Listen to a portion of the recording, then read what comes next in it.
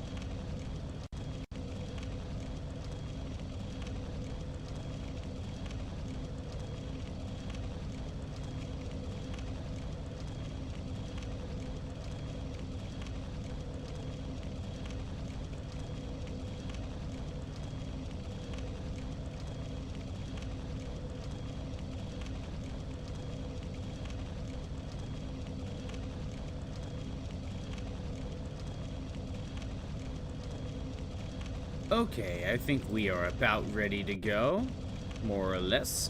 Crimson, I see you are indeed first, and I shall indeed hydrate. And yeah, I'm actually surprised you were the one that was first, because as we kind of saw, Shroob was already here.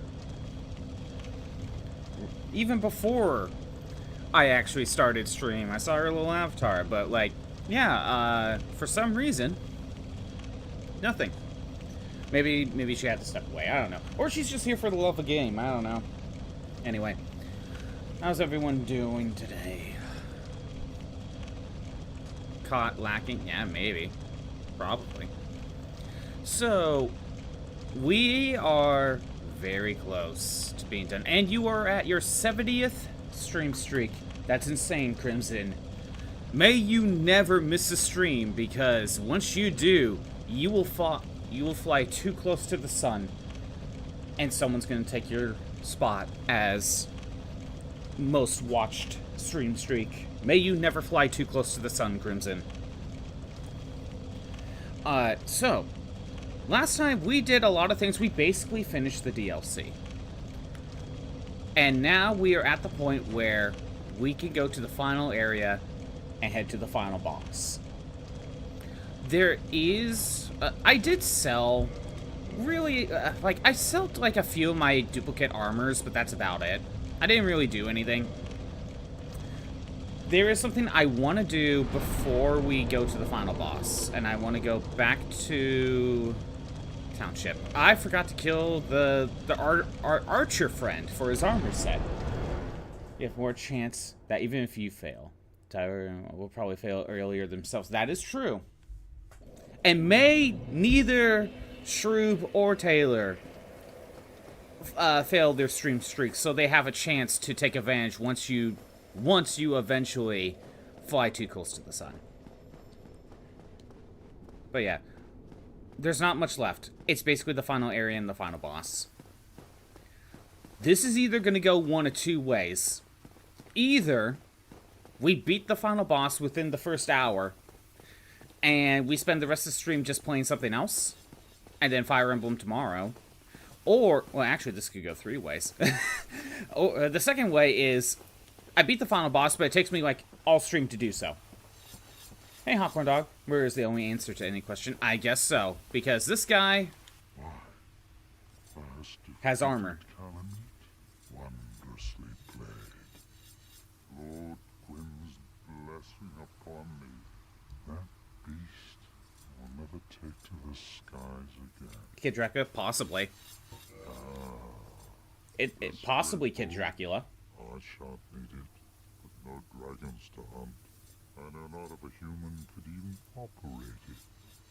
But here, thy need outweighs mine. So he gives me his great bow.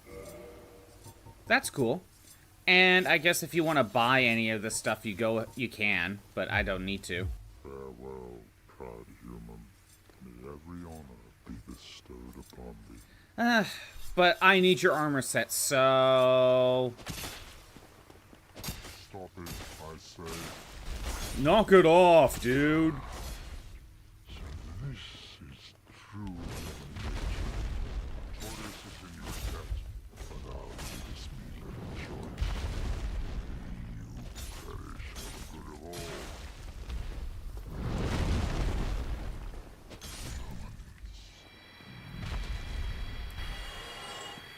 And we get his armor set. If he didn't give you the great bow, he'll drop the great bow. That's the only way to get his armor set. So that's kind of why I'm like, well, we'll grab it. Dark Souls and Bloodborne has prepared me to be Kid Dracula. I guess so. I guess so. Well, yeah, so that's like the only thing I could think of that I could do before we go to the final area. I kind of took a quick glance through the armor list. Most of the armors that are left, I basically just need to buy. And I have no immediate plans to go running around, do some grinding, and buy armor. I have no immediate plans for that. I could have done some grinding and powered up my other good weapons, but I didn't do that. So we're just gonna head back. However, there is something I'm gonna show off that I found out when I was doing some research on armor.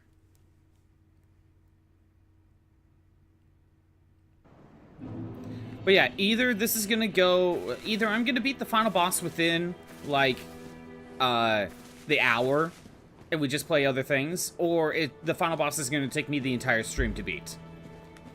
There is a chance I will just never beat the final boss. And, we have to save it for next stream, but I don't think that's as likely. Hey look, a duplicate armor. I am told that there is another shop over here somewhere. And I think... at least I think so. You know what? Let me get rid of you. Get rid of you. Alright. I am told that somewhere around here there's another armor shop. It's the shop from the one guy that was in the sewers. He moved over here somewhere. At least I thought he did. I might look it up. Because apparently, there's a lot of armor sets that the bosses have, and you can buy it from him. And I'm trying to... oh, there he is. Okay. Okay. Really making it kind of annoying to get over here, aren't ya? Ring of Sacrifice. That was always here to begin with. Aye, Shemai. I didn't expect to meet anybody here. I suppose great minds think alike, eh? Alright. Oh, you can buy the lightning resin from him. Ooh, you could buy Master Key from here. I don't need to, but I might just to use up some stuff. This is what he normally had. Might as well just buy a weapon I never have to begin with. All this stuff, sure. But then here's the armor set. So we could get his armor set from here. But then we got the Golem hat, which was from Sen's Fortress. The giant Golem from Sen's Fortress. We got Orstein's armor. Smog's armor is also here, but apparently how this works is... it's whoever you killed last. So because I defeated Smog first, and then Orstein, we get Orstein's armor set. But if we New Game Plus it, beat Orstein first and then Smog, we can then buy his set. I'm pretty sure all this will stay as it is in New Game Plus. Moonlight Robe, Crown of the Dark Sun. I think this is for beating Gwendolyn, basically. Atrarius' armor, obviously we get that from the DLC. So, this is where we could buy some unique boss armor. Again, from what I'm reading, I think the only armor set that's not here, there's actually two. Smog's and the final boss. I think that's right. There, bought some armor. Thank you. That was a fine trade. I have this funny feeling we'll meet again soon. And we'll make another fine trade, of course. Because why not? We'll buy from him. Might as well use up my souls. Okay. I can't think of anything else. Now let's go to the final boss.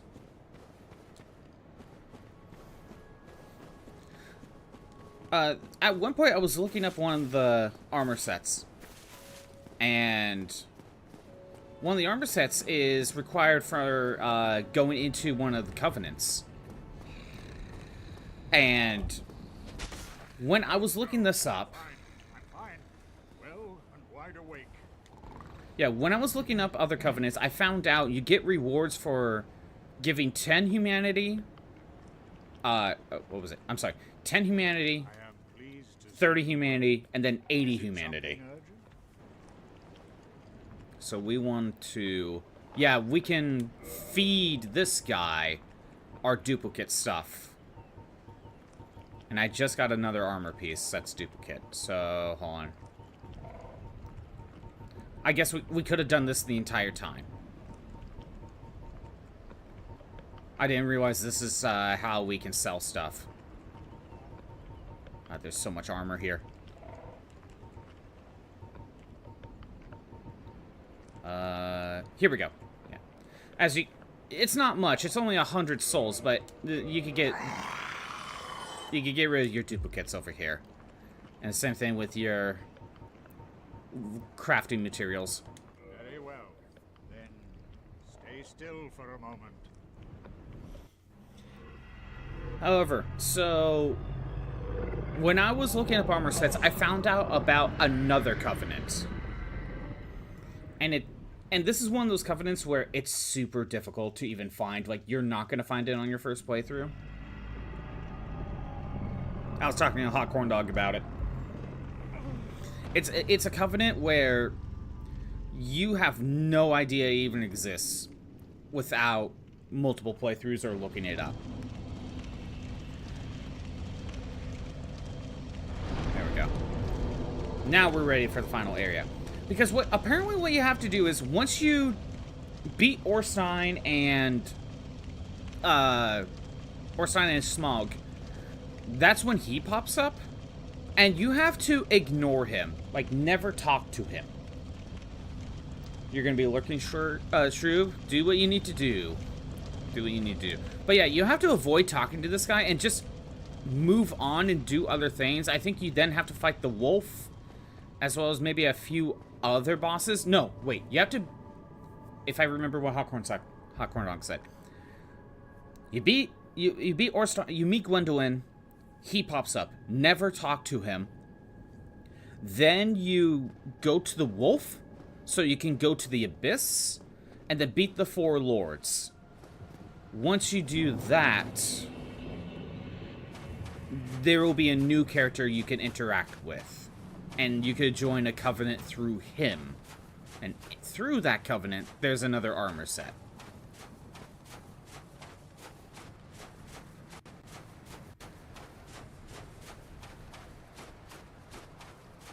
And that's kind of how I found out about some other things.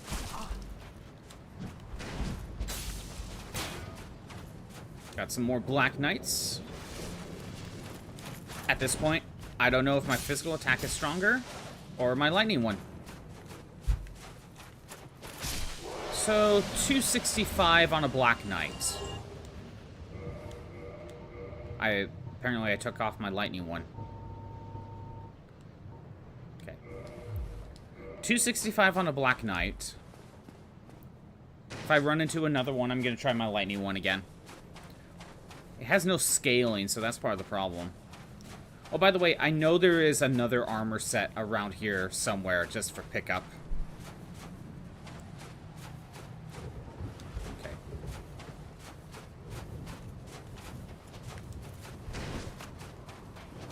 $103. My physical weapon is just stronger now. Even with elemental weaknesses.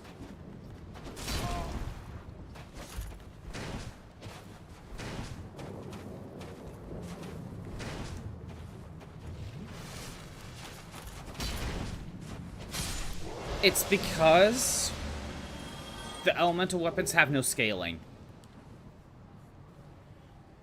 Hey, Batcap.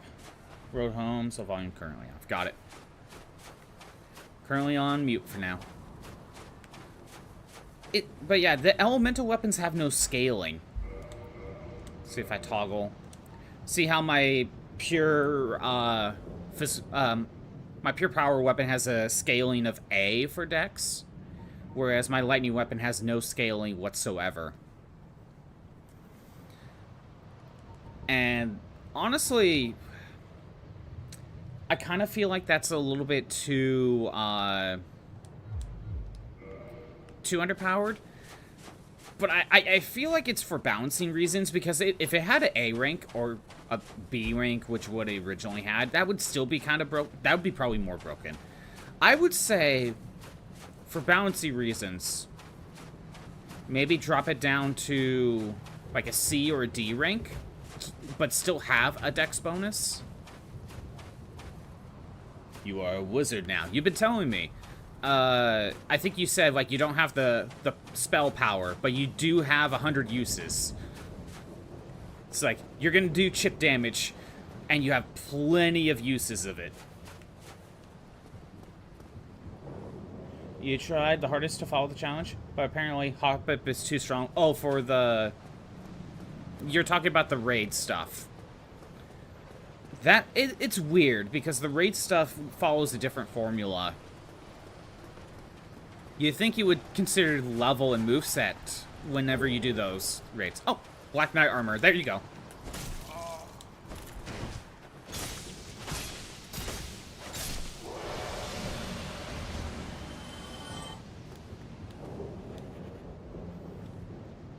What the fuck is happening? Is it the next upcoming rapper? Now I need an image of a rapping Hop-Up. Yeah, talking about raids. Yeah, I don't know how the formula works for that, but it's clearly different than the normal battle system. Raid Shadow Legends. A rapping Hop-Up as a party member in Raid Shadow Legends. You love to see it.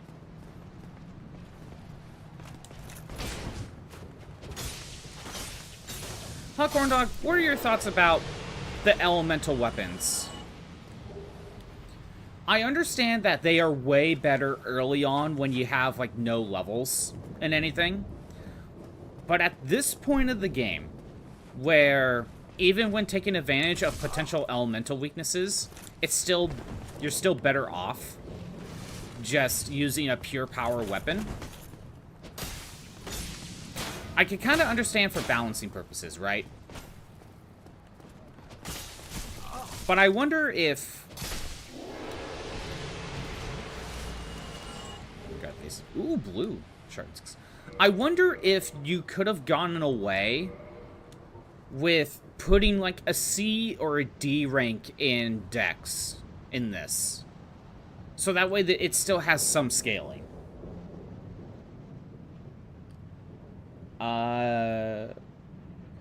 Might try out entirely due to that Alice character. You're thinking of booting up Raid Shadow Legends for Alice? I don't know who you're referring to, but hey, a lot of people play it, I guess. Hey, Taylor, how's it going?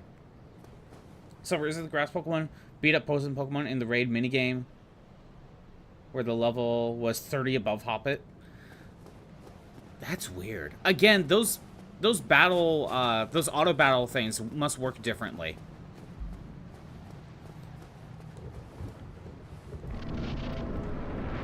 Gwyn, Lord of Cinder. It's the final boss.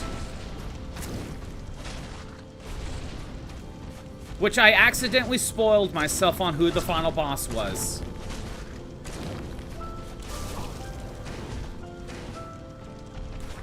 I like the song. Kind of going for a more somber type of final battle. Death. Hey, look! I got more than his half his health drained. Death counter did not go up. Okay, let me fix that.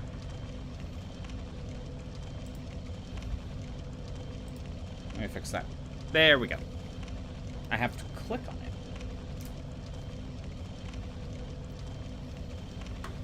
Alright.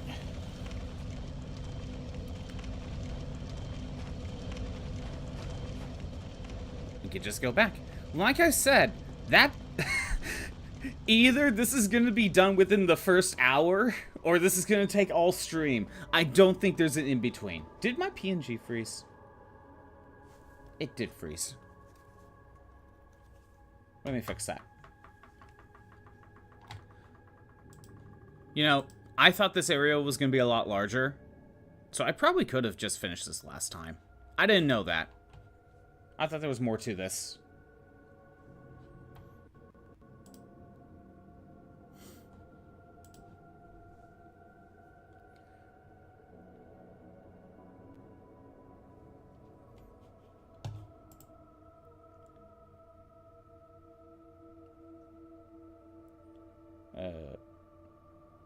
And there, the PNG's fixed. PNG is fixed. There we go. Let's see.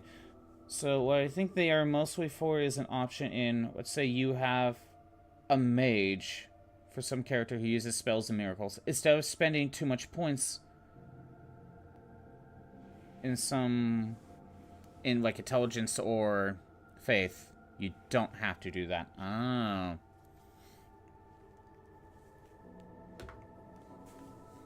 I feel like that makes sense for like the actual spells though, maybe. But we know the power goes up if you boost intelligence for certain types of weapons. Just not... It just doesn't boost, what is it? It doesn't boost pyromancy, like you said, for some reason. Pyromancy is apparently good on its own, without, like, any stats.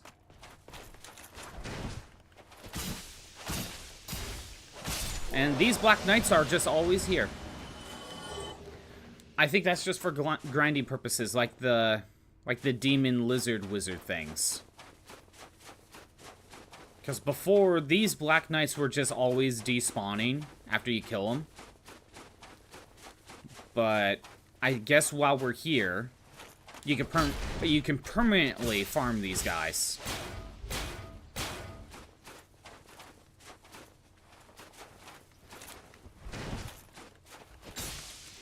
Done.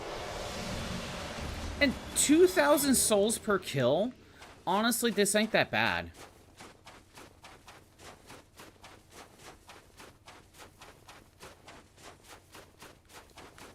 Granted, there's only like 4 of these in the area. But still, 2,000 souls ain't that bad.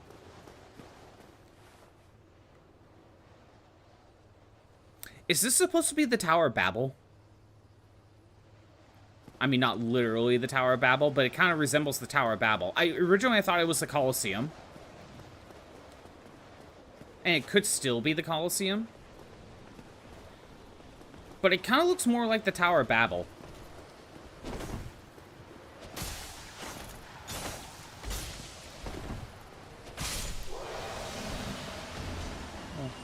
What is your favorite build stat in Dark Souls? If I were to take a guess, it's just pure strength. Hawkhorn Dog tends to be the axe user and just go unga bunga. Am I right, Hawkhorn Dog?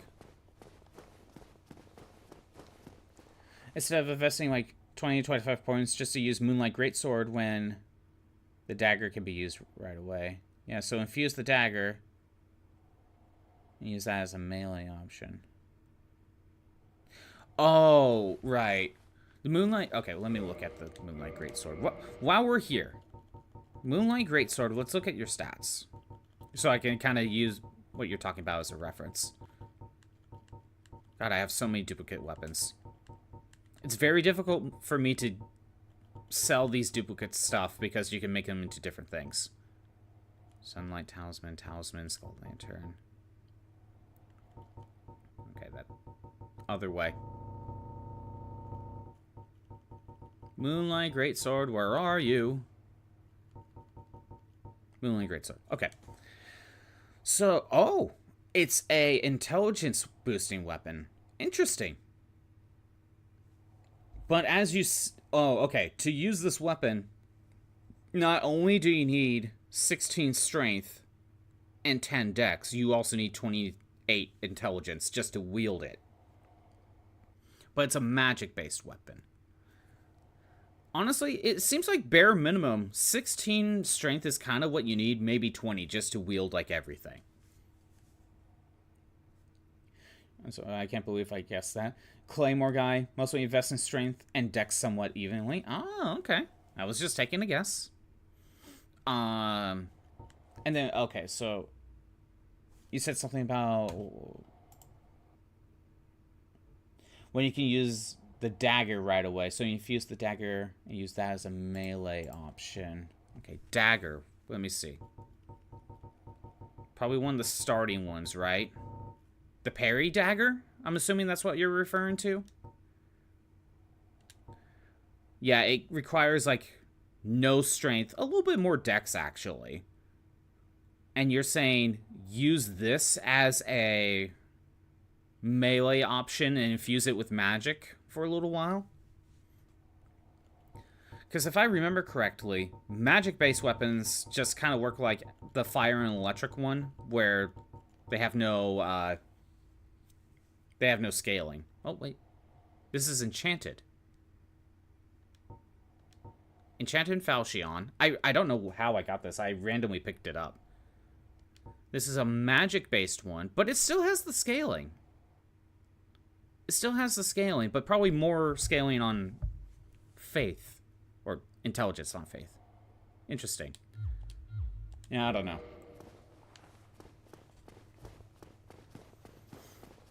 All I'm saying is, I feel like for balancing reasons, like, with my elemental swords, you can probably get away with having scaling in dex still, but just lower it to, like, a C or a D rank scale. That's all I'm saying. The basic dagger, parrying daggers for basic dagger for backstabbing and crit damage. Do I even have a basic dagger? It would probably just be called dagger, right? I didn't sell any duplicate. I only. Did I even? I might have gotten rid of some weapons, but I always kept at least one. Crystal Great Sword, Black Knight, Great Sword, Sword Hander. Remember, I was using the scimitar for a while. To start with, Gold Tracer, Graveyard, Chaos Blade, Mail Breaker, as stock. Do I even have a basic dagger?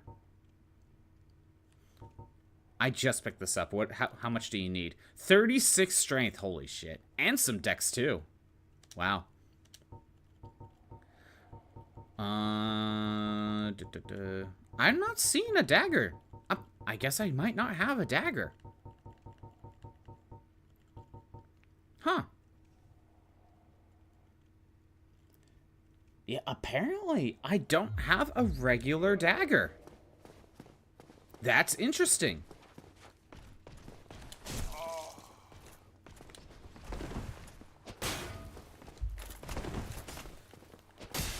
Two, three, four. Yeah, all I'm saying is, I think with lightning and fire elemental, like, physical weapons, like with my swords, I think you can still have some dex scaling, because they already had dex scaling to begin with. But for balancing, maybe a D or a C rank. That's all I'm saying. I don't know if that's a good idea or not, though.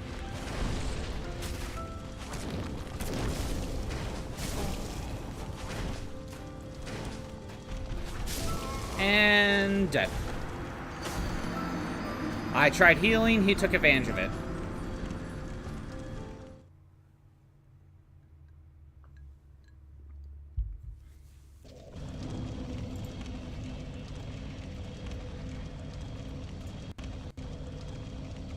Like I said, this is either going to be done super quickly or it's going to take me all stream. Well, just parry. Just parry, bro. Yeah, I probably won't be parrying. Again, I've mentioned before. Actually, no. I mentioned this while I was on Discord yesterday with you, Hot Corn Dog. But for me, parrying is something where I really only utilize once I understand the game and the enemies to an insane degree.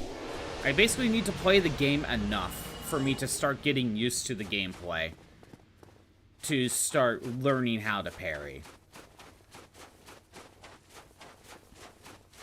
Because for me, it's about, you know, it's obviously a timing thing, but I don't always know every character's attack pattern. Or maybe not pattern, but, like, what everything they can do. And you kind of need to realize when in that attack that they do is the perfect time to parry. Hell, maybe some attacks are not able to be parried. And so, with that type of observation, That's usually something I don't really try to learn until I understand the game a lot more.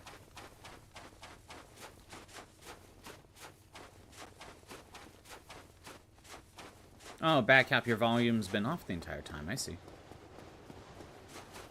Yeah, when you kept posting in chat, I thought your volume was back on. Oh, I almost fell off the edge. Because I was stupid.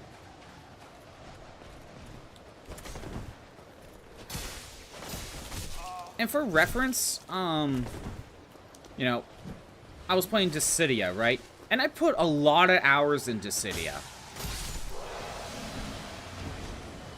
And one thing I mentioned to Hawkhorn Dog while I was on Discord because I was playing it, blocking is super overpowered in Dissidia. Like, it's really good. Honestly, like, blocking is probably going to be your main strat in Dissidia, if possible. And, you know, this is the guy that refuses to parry in these games. But when I first played Dissidia, I never really attempted blocking at all. That wasn't something I didn't do, or that wasn't something I did until I've put in a lot of hours into that game. And I understand how each character played already. I understand how each character fought and how to, like, dodge attacks. So when I understood the system a lot better, that's when I started utilizing blocking. Just as grab isn't parryable. And spells, but you gotta be far to get them to use the miracles. Makes sense. They really only use spells when they're super far away.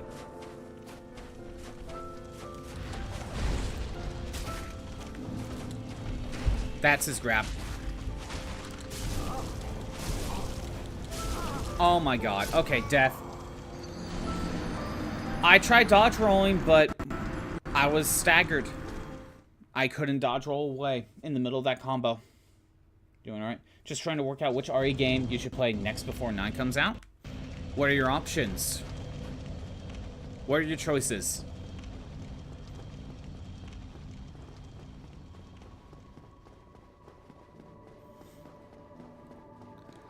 So, Backcap, did you finish the raids even though the Hoppip was winning?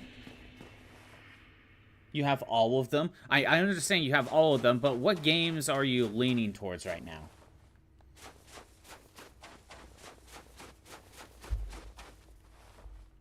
As in all the main ones, right. What games are you leaning to?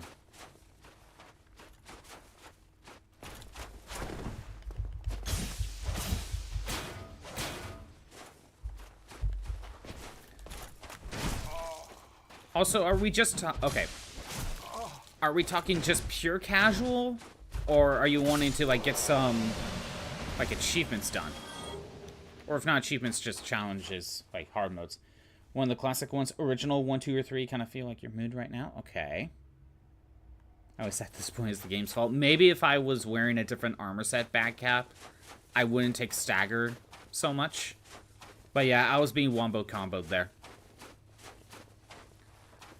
Okay, so original 1, 2, and 3, Taylor. Are you looking into any casual runs or some sort of completionist challenge run type of thing? And by challenge run, I mean like hard mode at the very least. Not necessarily like knife only.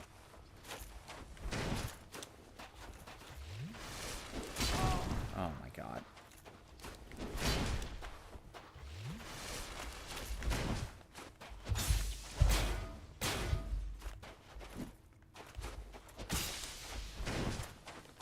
Get out of here.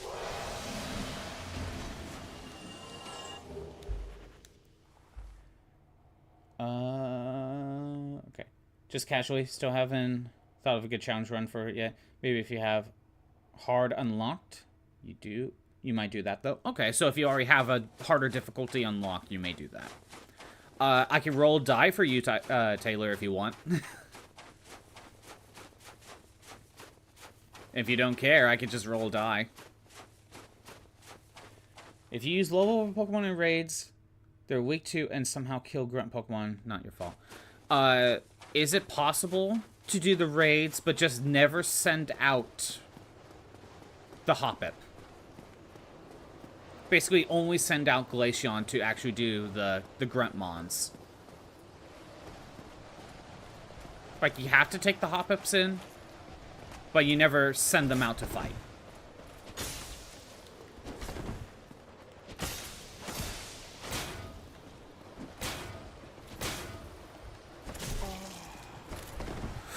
Oh. Okay. Got him. I'm using a lot of my potions, but that's okay.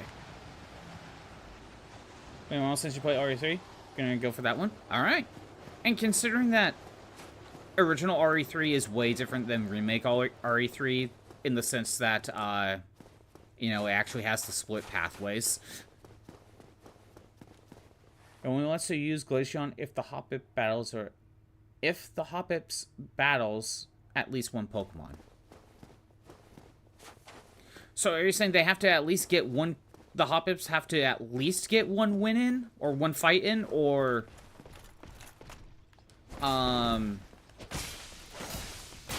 It's been a while since I actually did those battles in Gen 9.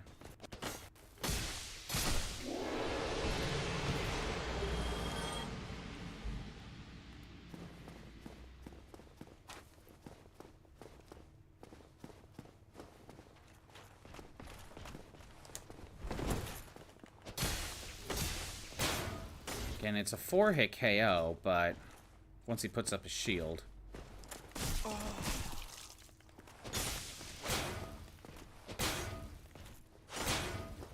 Nope.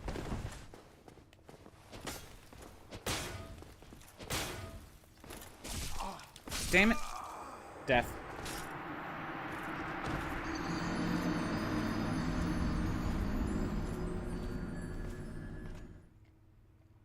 Do some mercenaries mode so you can get your hands on some of those bonuses. What type of bonuses do you get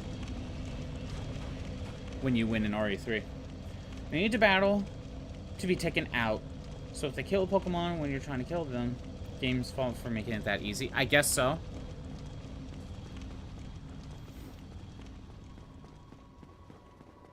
Again, I'm just saying, is it even possible to just not use the Hoppips? Just never send them out?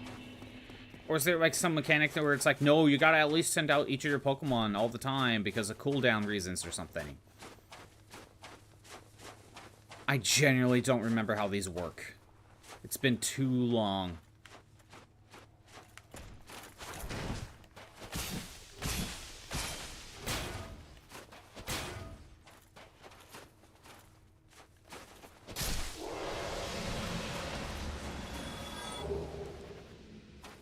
It's not possible due to the way the game is designed. Okay, so you have to send them out. And they at least... Well, you're trying to get them fainted. But with how the battle system works, even level 3 Hoppips will win against level 30 Growlithes and Torkoals. Even though they realistically should lose.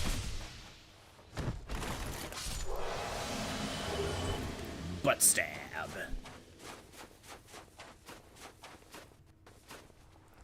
It's mostly overpowered weapons to play around with. So you can unlock infinite ammo for all weapons. Oh, that sounds like in RE4 when you can just purchase upgrades for everything. If you get enough money to just buy upgrades. So it's kind of like that. I could kind of see how RE4 just took something that already existed and be like, oh, we're just going to make you upgrade it directly if you want to, in-game, without doing a side mode. Although, if I remember correctly, RE4 still has some unlocks for doing Mercenaries mode. And with high rankings.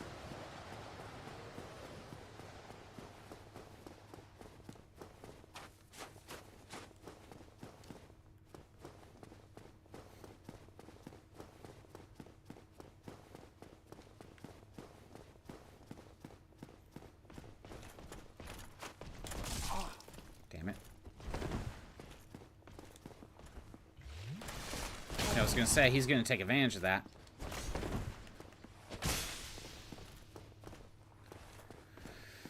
Okay. Oh, come on.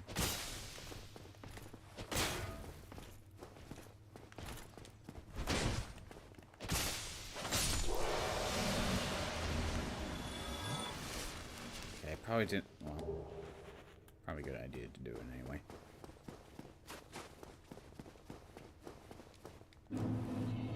Get my stuff back. Try to dodge roll like 1 second too late.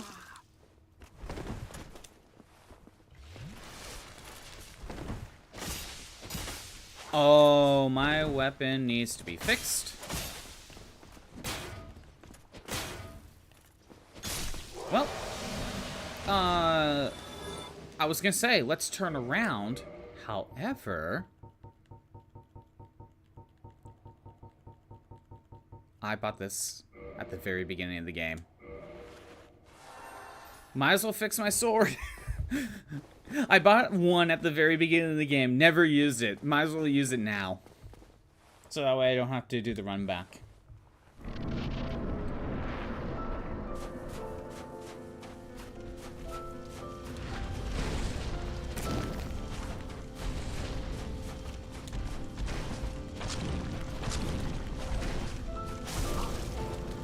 Okay.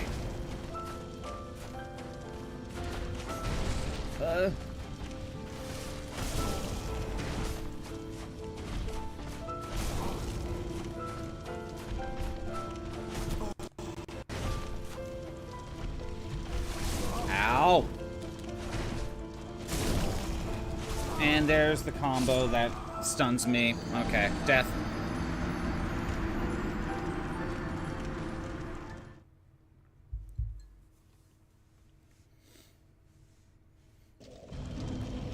Just most of I think you get the hand cannon, which is like absurdly powerful from what you remember. Hand cannon, basically a shotgun. But, you know, yeah, basically a shotgun, but one-handed. I don't know. I haven't played much RE.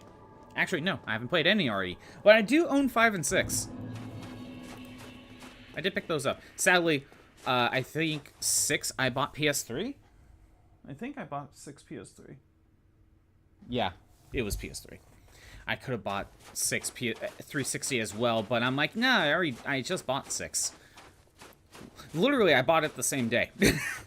I mean, I could have bought 6 360 again on the same day, but I'm like, no, I already bought it. Why would I get a second one? But then I thought about the whole streaming aspect of the 360. I'm like, oh shit, I should have bought it. 5 and 6 specifically, because I knew at some point I was gonna stream Resident Evil stuff. What's up? Since I'm on the last boss, all of his attacks except grab can be parried. Thanks for letting me know. I probably won't parry. I'm not good at parrying. I'm not good at parrying, and I'm probably not gonna take the time to learn in this playthrough. I kind of mentioned earlier that parrying to me is like super skill-based, and to me, it's something I always try to learn after I play the game a lot and really understand how the game works and how the enemy's attacks work. Knowing what each enemy's attack does, which ones can be parried, which ones cannot be parried, and practicing the timing windows. And I haven't messed around with parrying at all to really... It's basically learning an entirely new moveset to me. So, I probably won't be parrying. But yeah, I know parrying's overpowered in Dark Souls. I just... Basically, if I wanted to do that, I need to make parrying my main strategy throughout the entire game. What was it? Why 5 6 specifically? Right, so last year there was a bunch of yard sales. And I knew I was planning to play Resident Evil games at some point on stream. So I figured, if I see them, maybe I'll pick them up, right? And I found 6 on the PS3. And I picked it up. But then the same day, like, around an hour later, that's when I got my Xbox 360, right, Taylor? I got the 360. And I'm like, shit, I wasn't planning for this. Well, gotta get some games for the 360. And eventually that day, I found RE5. So I'm like, oh, I'll pick up RE5. And I could have gotten RE6 again for the 360, but I'm like, no, I just bought it. But if I thought about the streaming angle, I would have picked it up. And also because I just got a 360 with no games, I'm like, okay, I need a small library just so I can test this thing out.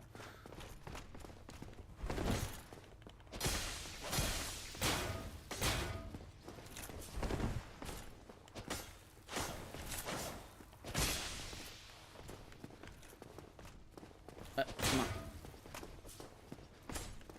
Get out of here. It's kind of fair.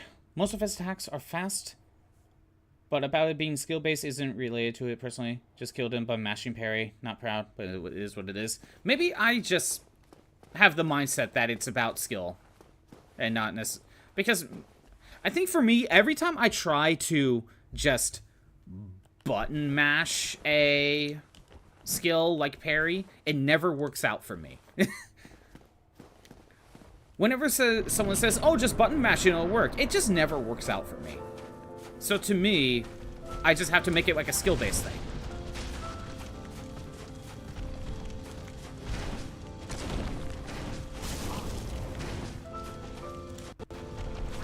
Dead.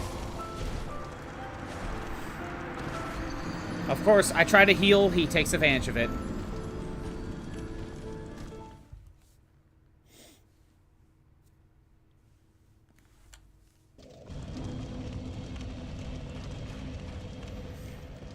Here's the thing.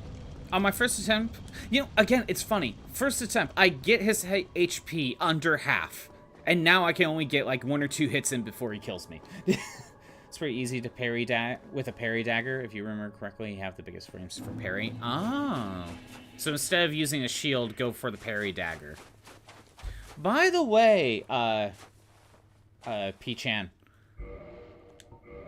It was brought up earlier, Hot Corn Dog was mentioning about something about using a dagger instead of Moonlight Greatsword for... We were talking about elemental properties, and he brought up the dagger, and I looked through. I don't have a dagger. I don't have a basic-ass dagger. How do you get a dagger? I'm just kind of shocked. I don't have something that's probably gotten in within the first few minutes of the game.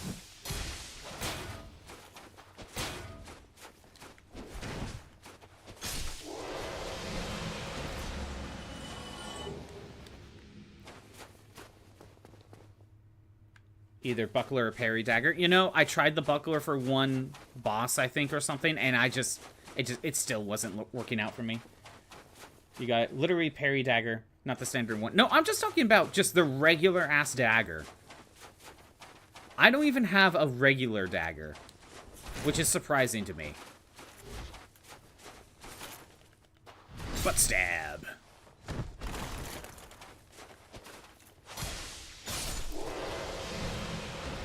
Man, these guys drop something all the time.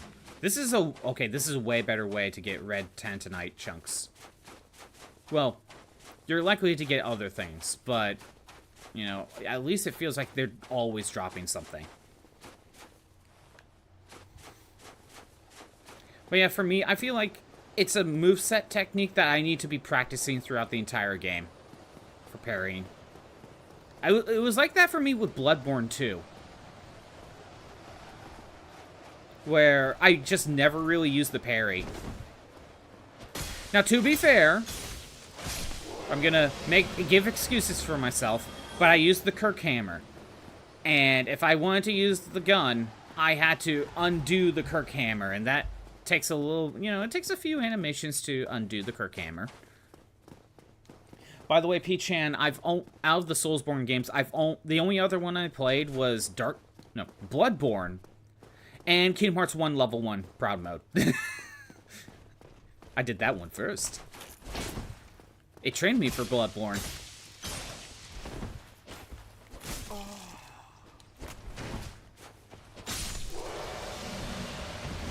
Guess if we're when you understand. What, it works mostly on humanoids? Right. There's probably a bunch of enemies where it doesn't work on. Kingdom Hearts is good, at least from what I heard. I like it. I grew up with Kingdom Hearts, so I have a bias.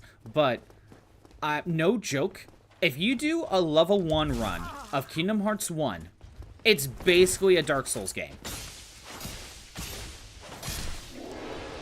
Not only do you still die in 2 hits, because you're level 1, you don't have the ability to guard. You also can't see the enemy's HP. But you don't have the ability to guard, so your strategies is wasting potions. Your strategies are dodge rolling and ironically enough, parrying in Kingdom Hearts 1. Parrying is actually a big strat. What am I... Oh, get that back. There we go. But with parrying, instead of using a shield, you have to, like, just time your weapon correctly with their physical attack to get the parry. Again, I played Kingdom Hearts 1 enough to understand when and where to parry.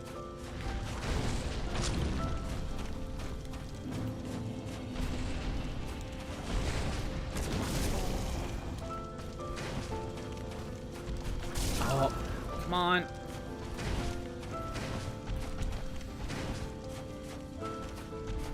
Okay, grab.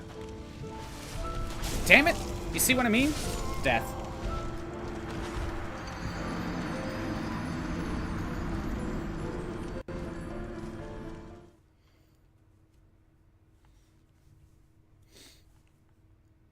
Okay, so this boss isn't going to be beaten within the first hour. More of a person who sometimes likes to cheese games, so parrying really gets handy. Sadly, it's practically unusable in Dark Souls 2 and 3. I understand the cheese. I totally understand that. The fun in that.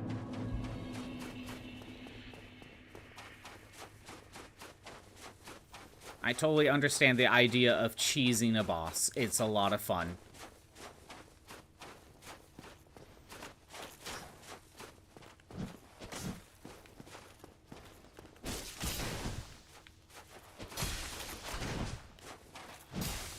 Oh, there we go.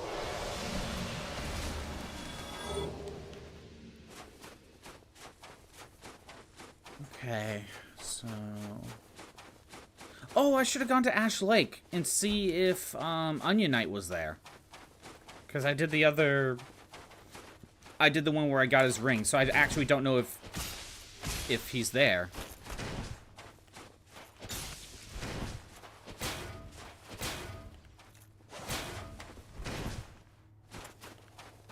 There we go.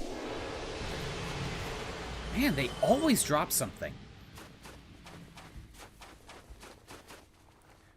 It's funny to kill the final boss with a few parries. It is funny. It really is. It's kind of like in Kingdom Hearts to kill final bosses with the power of Duck Flare. Duck Flare will win every fight. Always trust the duck. Except in Chain of Memories. Never trust the duck in Chain of Memories. He's not smart there.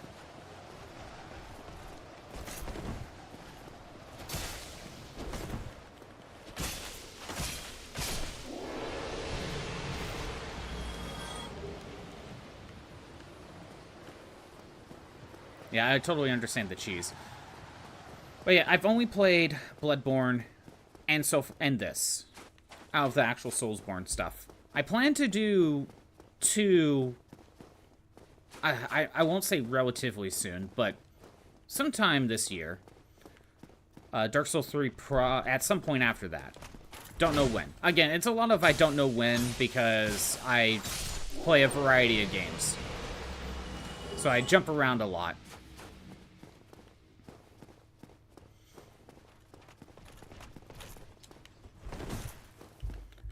Butt stab.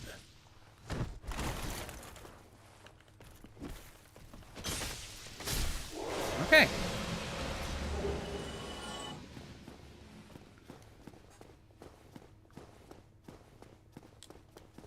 Let's try this again.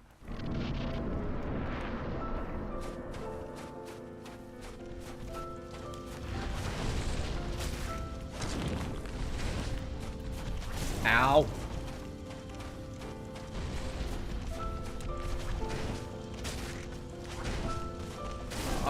Okay, come on.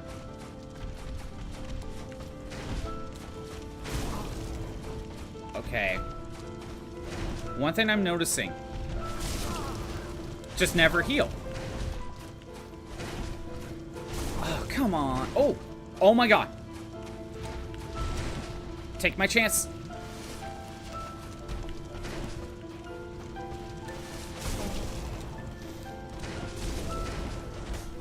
One thing I'm noticing. If he goes for the stab, that's the end of his combo.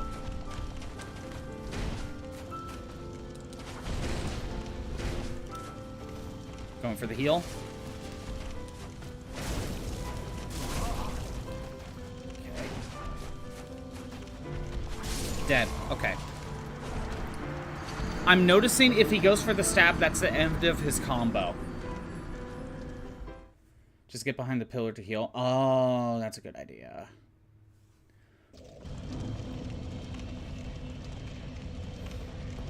Just get behind a pillar to heal. I could try that. That will probably help. Thank you.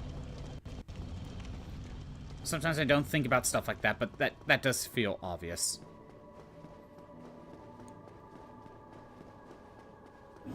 It's one of those things where it's so simple, but I don't always think about it.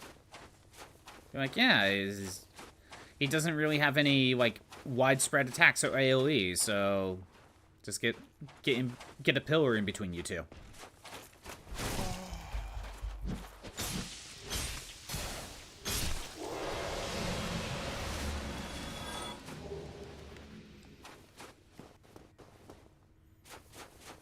Again, a lot of my problems so far, a lot of my deaths, I should say, are caused because I get hit and I need to heal.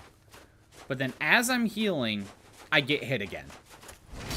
Or it's right at the tail end of my heal animation, but it's still before I can dodge roll. So then I need to get healed again. Then I need to heal up again. And rinse repeat. That's kind of how it goes. Panic rolling too. Yeah, that is another thing too. Panic roll is indeed a strategy I use sometimes. But I am noticing that if he goes for a stab, that's the end of his combo. And I kind of feel like I'm at a I can only get a single attack in, maybe two.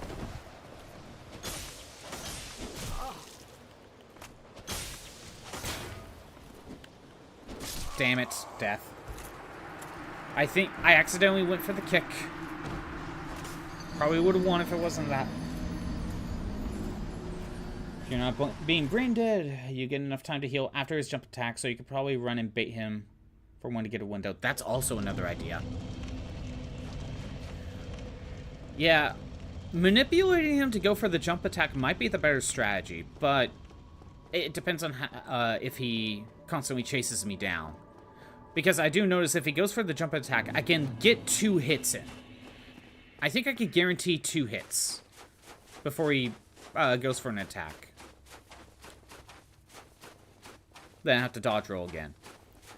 That could be another idea. Bait him into constantly doing that jump move.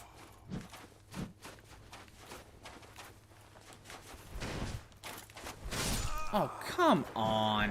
What is this?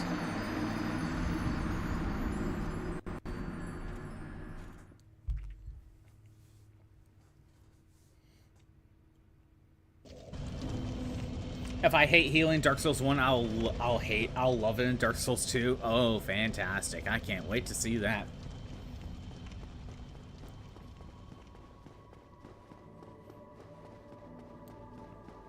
By the way, P-Chan, I got a question for you about weapon balancing. What are your thoughts on lightning or elemental weapons like fire and lightning not having parameter bonuses when they used to? Because it's now at a point where, even though these guys should be weak to lightning, my pure power weapon is just the better option. I'm wondering if it would have been better if they still had some deck scaling. Even if it's only like a D or a C. Because we're talking about like 150 damage underpowered. In comparison. Like when I hit these guys with my lightning one, it's like 150 less damage. What do you think?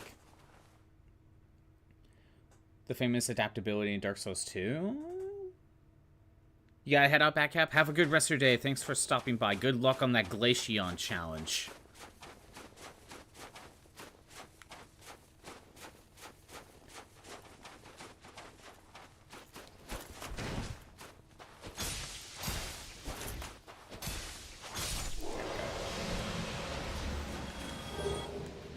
Oh yeah, what do you mean by adaptability in Dark Souls 2? Oh, are the enemies, do they get smarter or dumber depending on how good you're playing? Because I think Resident Evil 4 did that. Back in the GameCube days. Adaptive difficulty.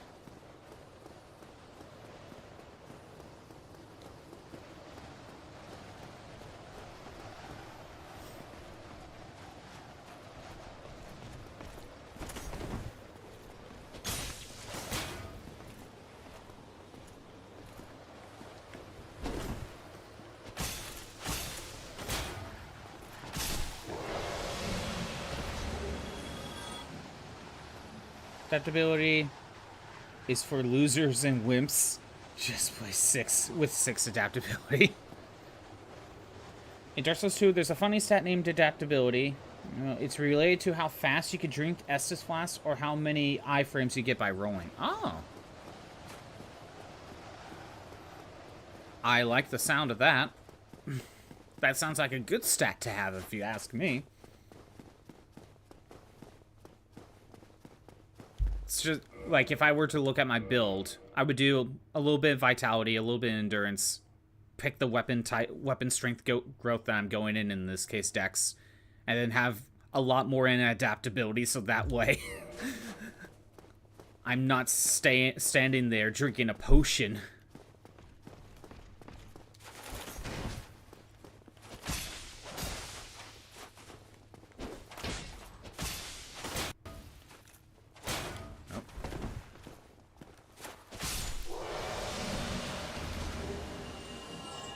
You won't like it at all? It's like it's just an additional stat level up? I can see that. I can see why that would be annoying. It's just another thing to keep track of.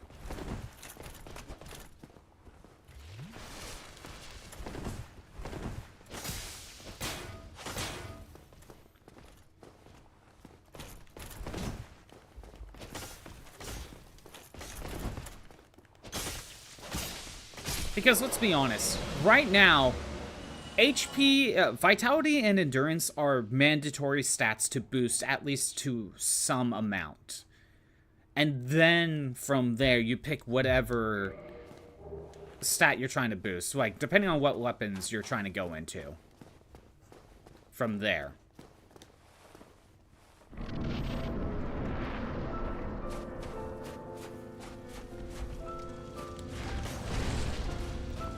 That was 2 hits, but 1 missed.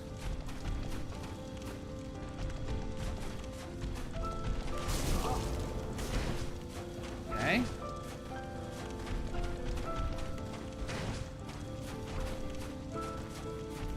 Ow. Okay, never mind. The stab is not the end of a combo. I'm learning. Did that go up? 181, 481? There it goes. 20 adaptability is when you get the normal amount of iframes. Oh, you're saying I get less iframes to start with the normal than what this game does.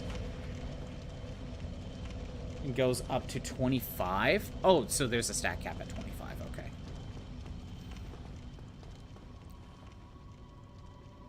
Okay. You're thinking of adaptability as optional when in reality it just makes the game harder. You drink so slow and have so little iframes that you start to just ignore flasks entirely and just use other healing. Oh, at that point, you're better off with magic spells or something. I wonder if I should just kill this thing and then go back and repair. I might need to repair my stuff. Yeah, I'm gonna kill this thing and then go repair.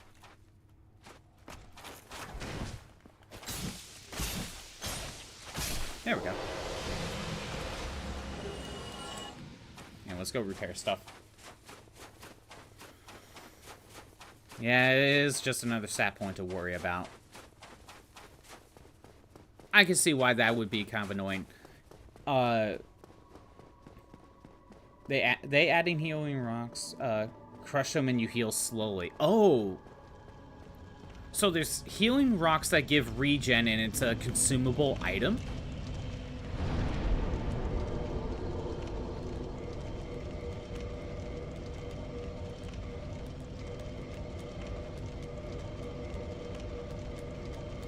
There we go. Everything's prepared. Just playing it safe. Honestly, regen sounds really useful. Actually, I think I remember Bloodborne having a regen potion. I remember that. Adaptability is just a basic stat that was made optional, right? That's, it's a double-edged sword, right? Where it can be better than in Dark Souls 1 if you decide to level it up. But if you don't, it's worse than Dark Souls 1. But then you gotta think of it as, is it a stat that needs to actually be leveled up? Is that one of those game mechanics that should be tied to a level up stat?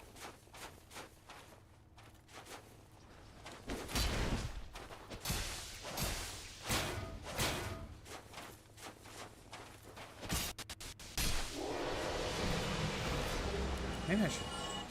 You know, I bet if I try running past these guys, I'm just gonna get swarmed and die anyway. Or you could be like you and just ignore the stat entirely and find out what it does after you beat all the DLCs. Yeah, you know, sometimes some stats are just not clear enough on what they do, so you just kind of ignore it. And you don't look it up until after you beat the game. Like, for example, I still don't know what attunement does. Does that affect, like, how many times you can use spell charges?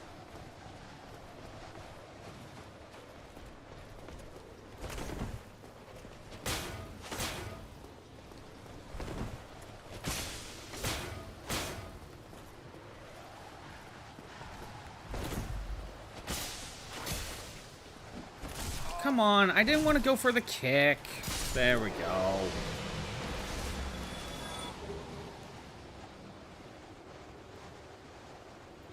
They did it either way. Luckily, everything drops so much souls that you'll be fine to invest some souls into it either way. Okay, that's something. Spell charges are only affected by rings if you remember properly. What does it do? Because maybe I was told, but I forgot what it does. And I never boosted the stat, obviously.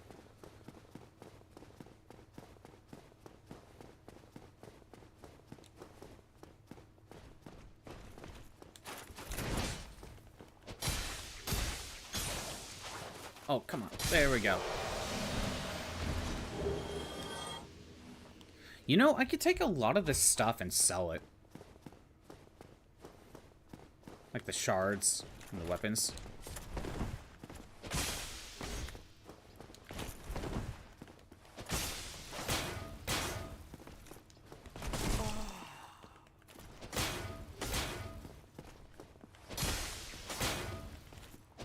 Fine, I'll overpower you.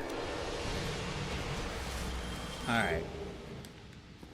I could probably sell some of these duplicate weapons and shards if I need to. If I click help button, it'll tell you what each stat means. Explanation, there it is. Determining the number of attunement slots. Attunement slots. Oh, it's the amount of how many spells you can carry at once.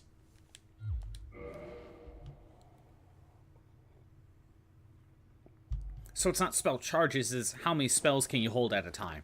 Got it.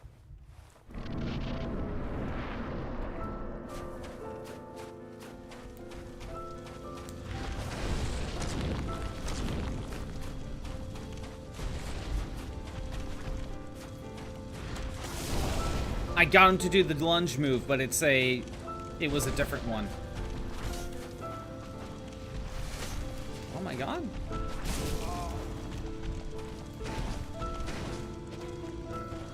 No, don't go for the kick.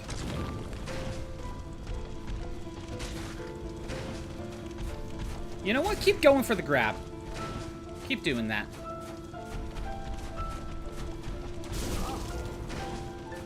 Can we get behind a pillar? Kind of worked.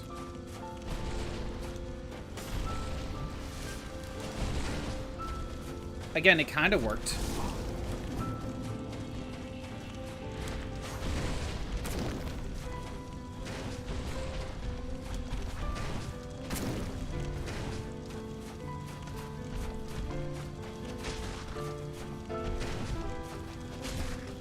Okay.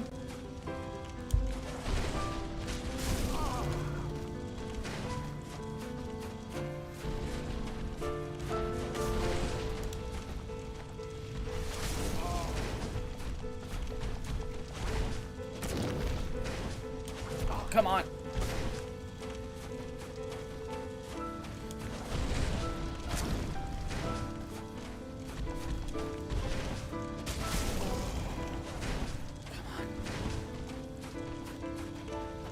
Yeah, getting the doing the get behind the pillar strat so to heal is working.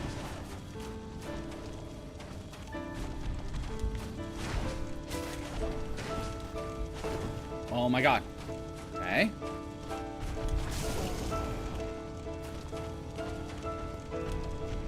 Oh, I could have gone for a grab or a hit. Whatever. Damn it. Oh, come on. That's kind of a pillar. And that's it.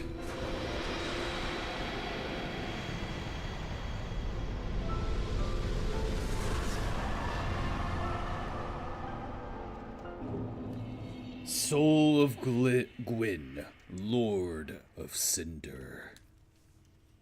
That's it. That's the final boss. What is this? So based on what Hot Corn Dog told me to the lore, Gwyn is the one that caused all of this. Like, he's the reason why the undead exist and all this.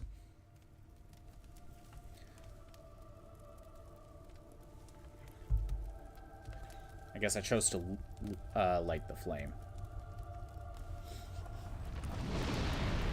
Trash game, get a refund? I don't need to get a refund.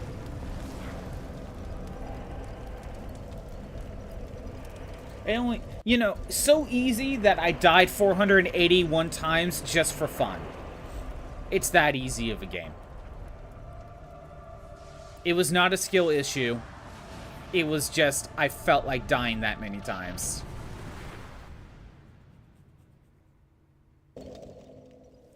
He refused to light the flame, I think. Okay. And that's it. Why does the ending just kind of feel underwhelming? You know, I think it's all of it just because he can't flick a damn lighter. That's true. But I think that's more of he doesn't want to flick the lighter. Probably died more than Kingdom Hearts run. Kingdom Hearts 2 for sure. In fact, I think we could get an accurate count of that. Kingdom Hearts 2 for post-game, I should say, is what really did it in. Hell, even base game probably was too. Let me see the death counter. That's probably accurate still to the Kingdom Hearts 2 run. 1,864. Yeah. I never changed that, and I'm pretty sure that's accurate to the Kingdom Hearts 2 death counter. Look, the post-game for Kingdom Hearts 2 is super hard, as it is. Like, in a normal run, the post-game of Kingdom Hearts 2 is hard. Even when you know what you're doing. But then you gotta do level 1 on top of that.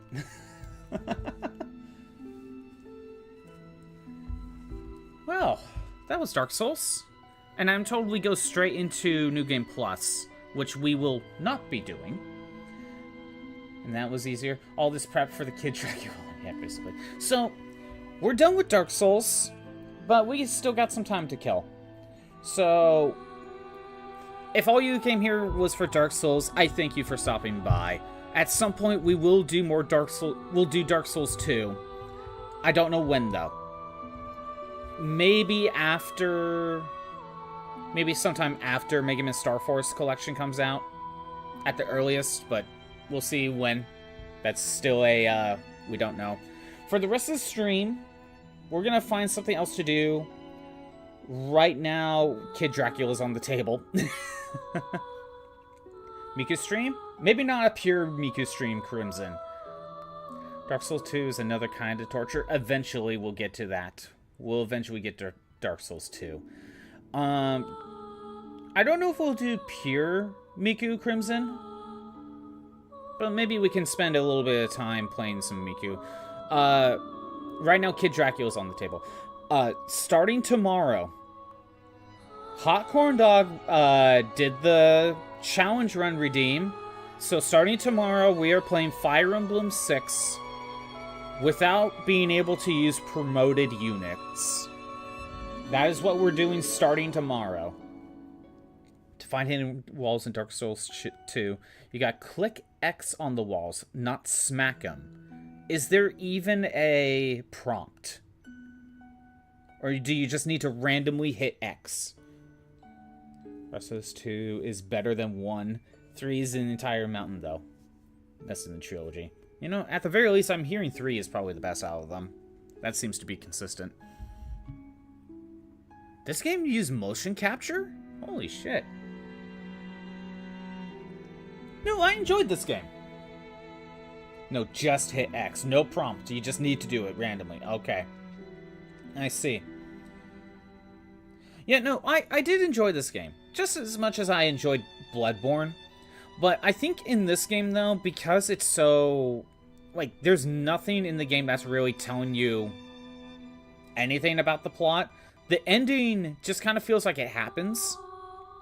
And you don't know why everything's happening, you know? Obviously, with how these series works, you look into the lore, you read the items, you try to get the background information, right? The trade-off for that is maybe they don't explain everything. Because, to be honest, I don't even know what I was even doing throughout the entire game. I was just wandering around, killing bosses just because I could. But that's the thing about these games. They don't really tell you what you're doing, more or less. Only thing that's good about Dark Souls 2 is the vibes it gets. We'll see. Oh, you're right. It goes straight into New Game Plus. Yes, indeed. The dark sign brands the undead. You are right. It goes straight into New Game Plus. I thought it would kick me out to the menu for a minute. Well then. You know what, Crimson? I'll load up Miku for a second, and we'll just pick a random song. Just to start with. We're gonna quit game. And I'm just gonna close this out altogether. Actually, hold on. Let me keep it on this menu for a minute. While I load up Miku. Dark Souls 2 is so good. We'll get to it. We will get to... Oh, my PNG froze. Let me go ahead and fix that. When it comes to... For the rest of the stream. Obviously, Hot Corn Dog brought up Kid Dracula. We could do Kid Dracula. We can do... I could boot up Dissidia. And I could just play some of that. Again, this is the killing time portion of the stream. I could probably boot up some fighting games. Like, I have JoJo's, I have Darkstalkers, I have some Street Fighters.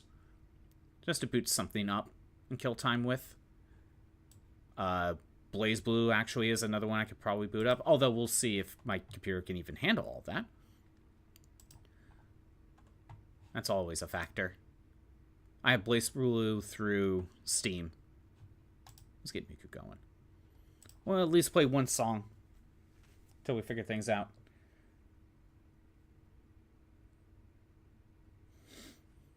Maybe there's a game I've been playing lately on my emulators that I can look through. Maybe I could boot up Tales of the Abyss. That's also something I could boot up. I've been playing that here and there. I could boot up Dragon Quest Heroes 2. Work on the grind on that one a little bit. You know, again, we're kind of in... Or I could boot up... I could also boot up Kirby's Adventure and try to get the last 3 minigames done. For the retro achievements, if you recall. But yeah, by the way, P-chan, normally I have a rhythm game redeem option. And with that, we basically stop whatever we're doing and we just play a song from a rhythm game. And, well, this is not... I'm just booting this up just for funsies. We have Miku, we have Donkey Konga, we have the Final Fantasy Final Bar line, and we have the Kingdom Hearts rhythm game, although I need to unlock the songs in that one.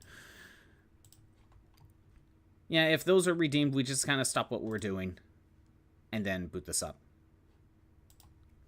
Okay, I'm gonna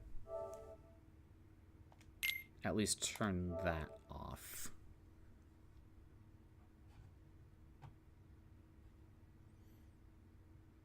There we go. Although if I boot up Heroes 2, it's on my own personal file. But yeah.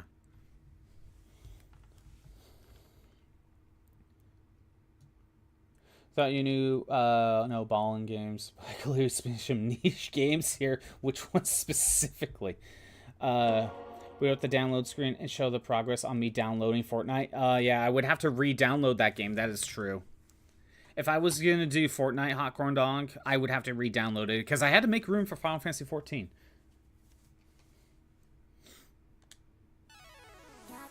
Oh, it would help if I have the controller plugged in. It would make a difference if the controller was plugged in. Alright, let's pick a random song. I'm thinking one I haven't played yet, so let's just start early up here. Okay, we're playing this, because I feel like it. Yeah, any of those kind of random game name drops you want me to boot up to kill time for the rest of the stream.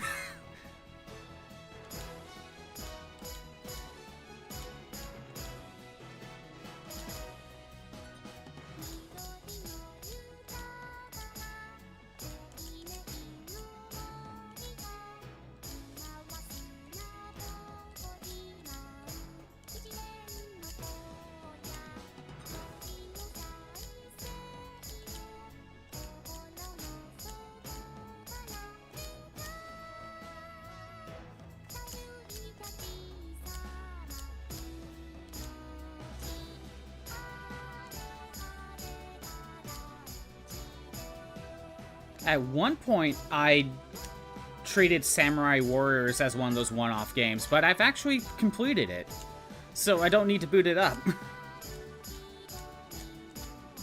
But there was a couple times where I booted up Samurai Warriors on stream.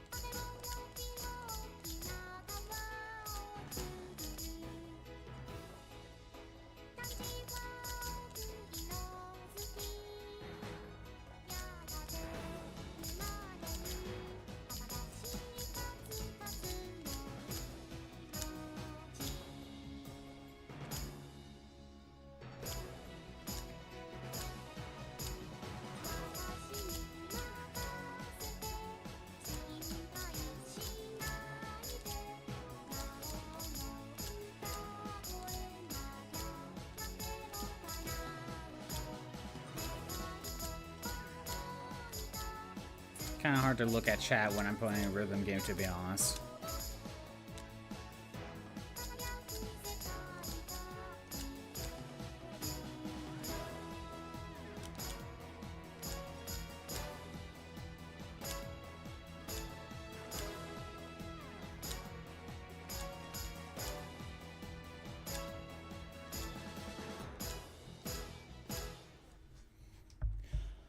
Okay.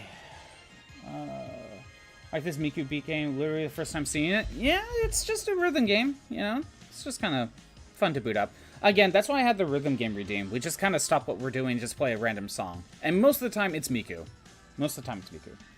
Wouldn't mind seeing more Dissidia? You were there probably. Pull up some average... How we feel on booting up some Dissidia? Because I just got... You know, I'll just work on what I've been working on in Dissidia. Not like story mode or anything. I'm just trying to get ultimate weapons and such. I might as well just play this while we're here. Oh, wait. Can I change the outfit? Is it... Yes, a different outfit. Yeah, P-chan, the thing about Miku is, before I was gifted this, I didn't really know many Miku songs. I've heard some Miku songs here and there from a friend, but I wasn't that familiar with it, so this is more or less my first experience with Miku. Or a good chunk of Miku's songs. And of course, this is just normal mode that I've been playing for at least the songs I haven't played yet.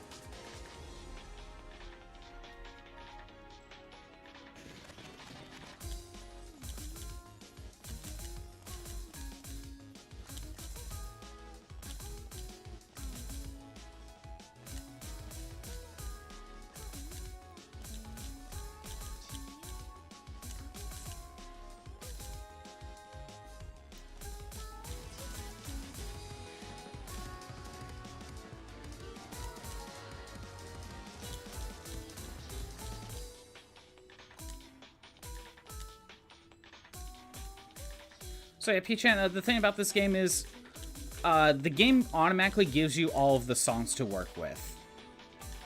So, you don't have to spend the time playing the game to unlock songs. But you do get points when you beat songs, so you can buy costumes and stuff.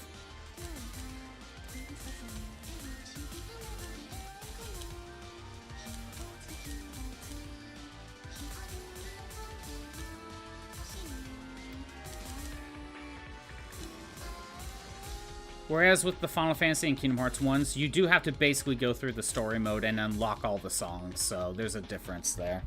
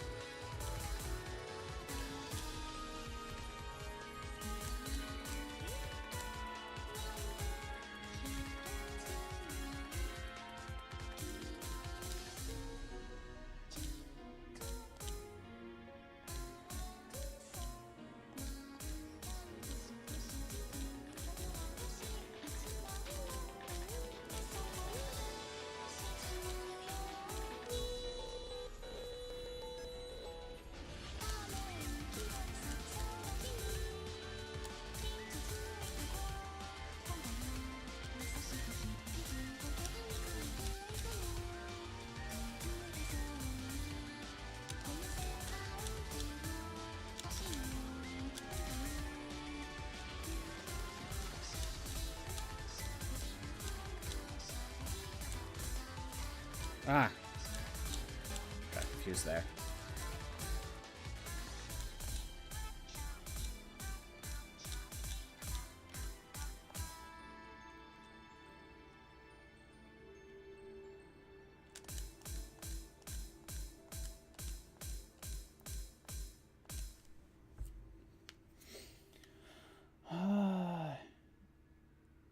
You only heard mainstream songs?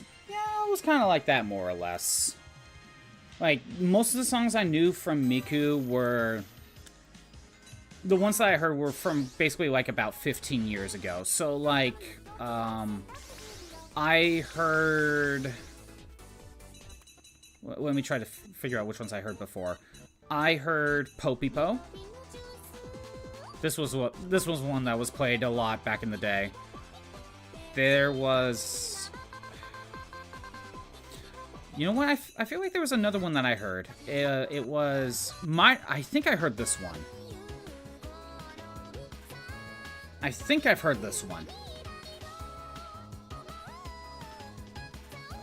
Obviously, as a internet user back like 15 years ago, we've all heard the Nyan Nyan Nyan song.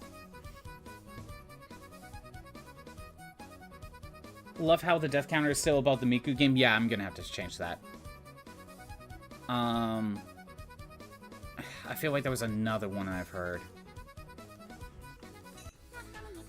Basically, I've heard very few Miku songs. Oh wait, the other one I've heard. Zenbo Sakura. That was one that I heard back in the day. But in general, I didn't really hear most of these songs before, so most of the time these were just kind of new to me. Although I might have heard of this song beforehand. Might have. I don't remember. Anyway, you've been playing RE3 in the background for a lot of this. Makes sense. Anyway. You know what? Yeah, at least for a little bit, I'll boot up Dissidia. I don't mind. While I get that going, give me a second. Let's get rid of the death counter. We don't need that anymore. 481 is my final death counter. Are you familiar with Dissidia P-chan at all? And looks like I have to readjust it. So first of all, turn that off. PSP needs to be readjusted. Give me a second. Let's at least get that running. I gotta readjust the frame. Give me a minute. First time hearing about it? Ooh. Okay. I played this game a lot back in high school. It's a Final Fantasy fighting game on the PSP. And it's completely unique to any other fighting game I have ever played. I can't think of any other fighting game that plays like this. That's probably good. Now, I'm going to point out that this is the first game on PSP. You know what? I'm going to turn up the volume. Let me turn up the volume very quick. I could probably put it at max. Yeah. I had it down that low when I was in Discord. I think we're good on audio. Let me double check. Audio seems fine to me. Let me know if I need to adjust audio levels. There's a better fighting game than that MLP one. Oh, right, the MLP fighting game that a fan made.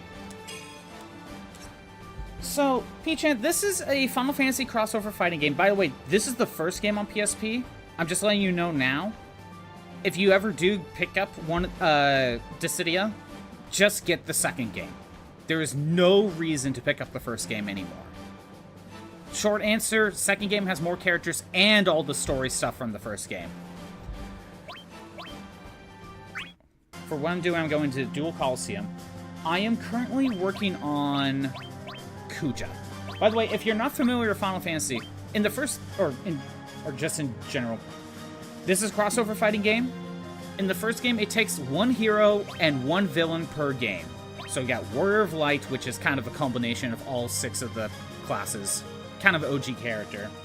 You got Garland, Firion, the Emperor, Onion Knight, Cloud of Darkness, Cecil, both his light and his dark side, Golbez, Bartz, Exdeath, Terra, Kefka, Cloud, Sephiroth, Squall, Ultimecia, Zidane, Kuja, Tidus, and Jekt. Those first 10 games were what this game was kind of representing at the time.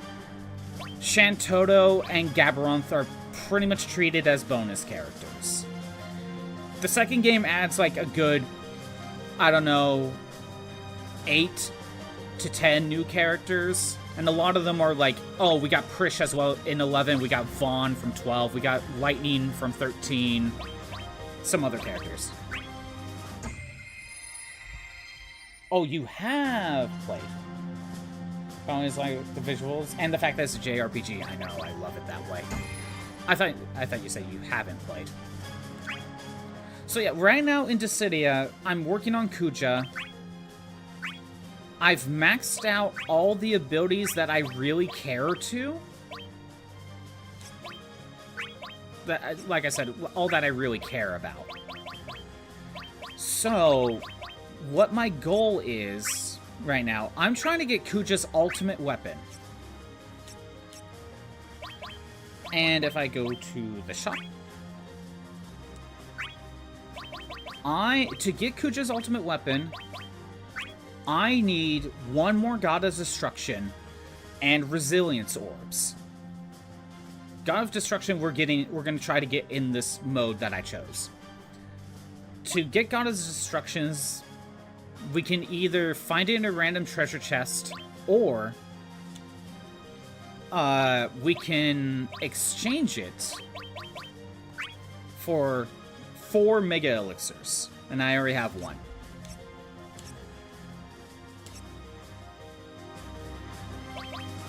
Just average, and I kind of like this stage, so. Now, time for a beautiful interlude.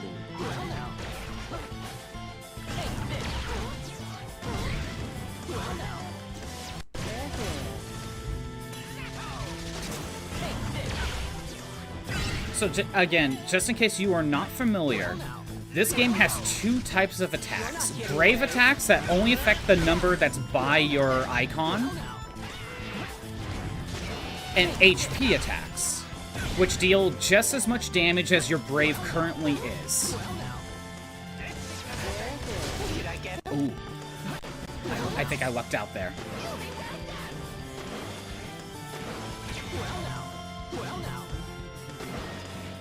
Your HP is directly affected by whatever that number is.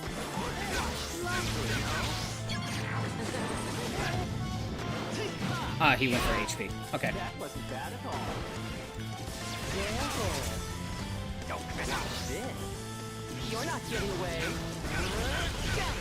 Well now. There we go.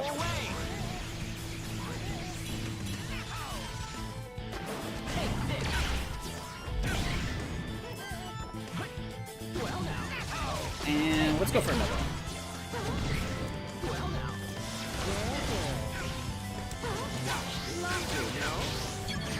No, I don't like to go for that. I do have another attack for Kuja. Oh, and it worked out this time. It almost never does.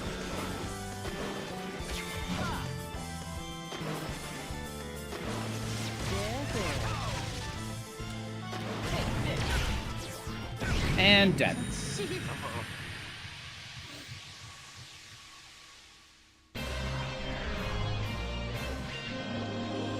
So what I was trying to do, but I kind of failed. If you manage to get their Brave number below 0, you get a Bravery break. Oh, by the way, here's some Mega Elixirs I'm trying to get, but I need 18 medals to buy, so we're fighting. Will you let me hear you twitter? That's a quote.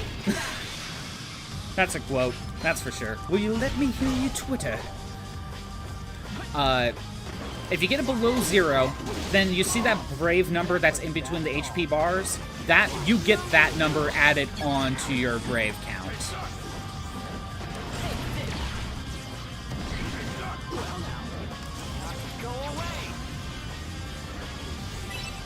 Garland, you are an idiot.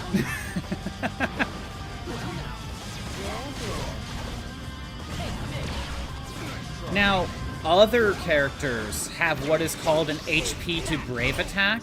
Or, no, Brave to HP attack, I'm sorry. Where certain Brave attacks can just link immediately to an HP attack, and there's, like, no way to counter if you're caught by it. That wasn't bad.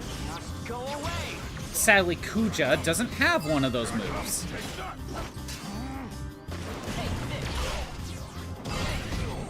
Well now. Well now.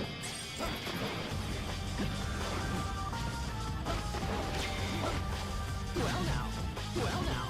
Well now. Well now. Well now. Well now.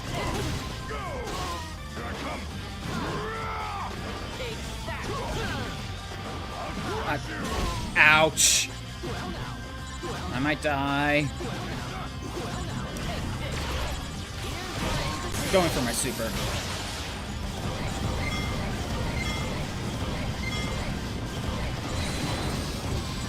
Here comes the finale. I kind of needed to do that.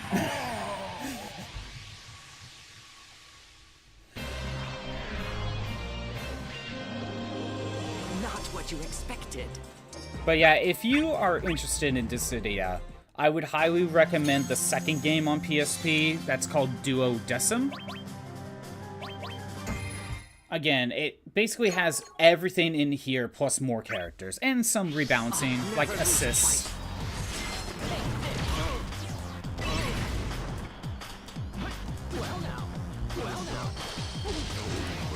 Ow. Okay.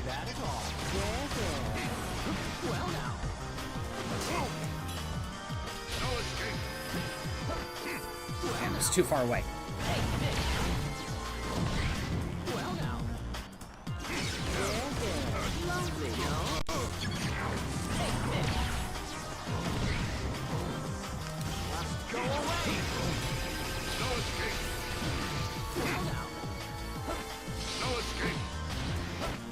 Ah, damn it.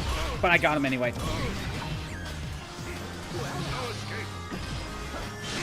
Just saying, in this game, if you can utilize it, blocking is really good. I know, I was just saying parrying like I never do in Dark Souls. But I've put in so many hours into Dissidia that I kind of have a better idea of what I'm doing. And I'm caught. That was a Brave to HP. I was caught. I couldn't get out of there. Go, Biz. Freaking annoying. That was not a good move. I could have caught him. I wasted my get out of the HP attack free card.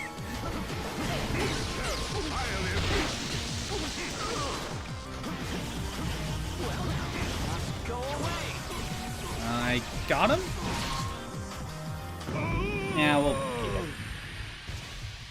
Just skip fighting games because you never had time to actually train them. Naturally bad at them? I typically agree. I thoroughly enjoyed myself. When it comes to traditional fighting games, I kind of agree to that. I'm not really good at them. I have to put a lot of time into them to actually be good. And there needs to be, to me, if there's some sort of training mode, and not just a training mode, like where it teaches you how to do certain combos, I usually appreciate that because I can at least practice a basic combo to get used to. But this game, I put in a lot of time. Again, it has a lot of RPG elements. I can choose what moves to even have. Like, Kuja has even more moves on the ground and in the air than you could shoot, than I could pick from. HP, I think he only has the 3 each. Yeah. You can choose what moves to have. I can unequip some of these moves and just not have Seraphic Star at all. I could just not have it. And then use my other ability points for other random abilities, like counterattack, more damage from a counterattack, EXP boost, catnip, which is if your opponent has a chance of a one-hit victory, you start dealing more damage.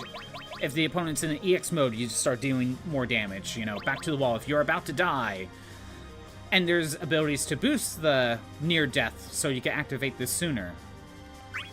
There's also summons you can have. And why isn't Omega equipped? Omega should have been... Oh, it got broken. That's what happened. Omega should have been equipped. And you can have accessories, which I still need to get more. You only start with 3 accessory slots, but there's a way to get, like, I think 10. But to get 10, you have to go into the shop. And you have to buy this extra slot, but you need a Rosetta Stone. And to get a Rosetta Stone, I need to get a Life Stone, and Life Stones are freaking rare. So, I'm gonna go fight Onion Knight. But no, I find this is a different type of fighting game, that I get a lot of fun out of this. Ooh, wait.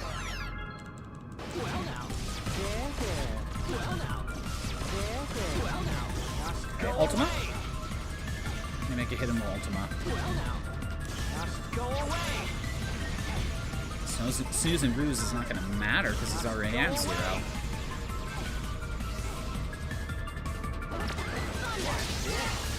Got the Brave Break. Go away.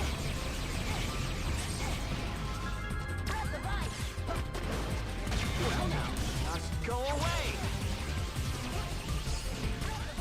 I'm gonna say, this is different than your traditional fighting game. That I can't think of another game that's like this, right? Not even like your Naruto Arena Fighter is not like this.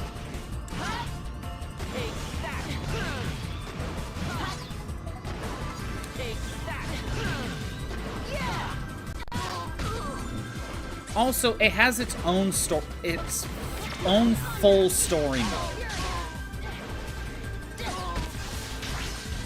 It's not like your traditional arcade ladder, you know? There's an actual story mode going on. So that's another thing that kind of makes you play more, in my opinion. I am not doing good.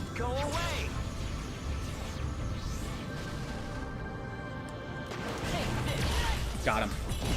Okay, he had second chance. Whatever his Brave was, when he was about to die, his Brave exchanged to HP.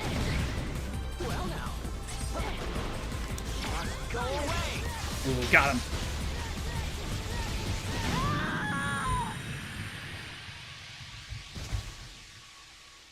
Basically, it's a RTS JRPG, kind of. Can sometimes be cruel. Basically, if you were to take a traditional RPG and turn it into a fighting game, that's what this is. Yeah, we'll fight Golbez. Have you come to be defeated? Just go away. Also, one thing that I do like that I don't have currently set up in the menu, but, so every time you start a fight, you can have either the short introduction or the long introduction. And right now I have the short introduction, so that's why you see Kuja being like, do you want me to, let me hear you Twitter, as well as a couple other ones. If you have the long introduction, then each character has a specific, unique dialogue to each other. I thoroughly enjoyed myself. Each character has its own unique dialogue to each other. So actually, maybe I can, change that. Oh yeah, you can change it to command style, which is more RPG, but no. To me, it has to be action style.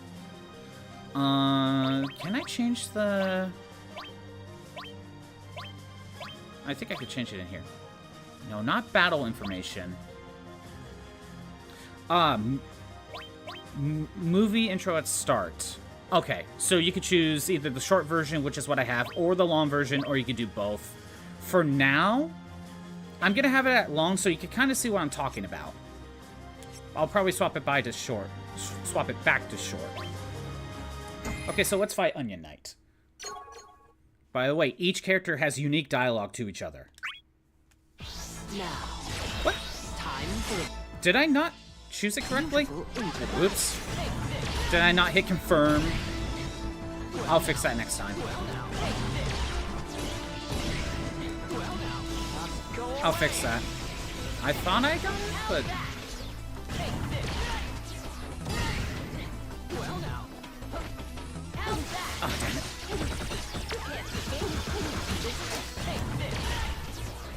That was gonna be big damage.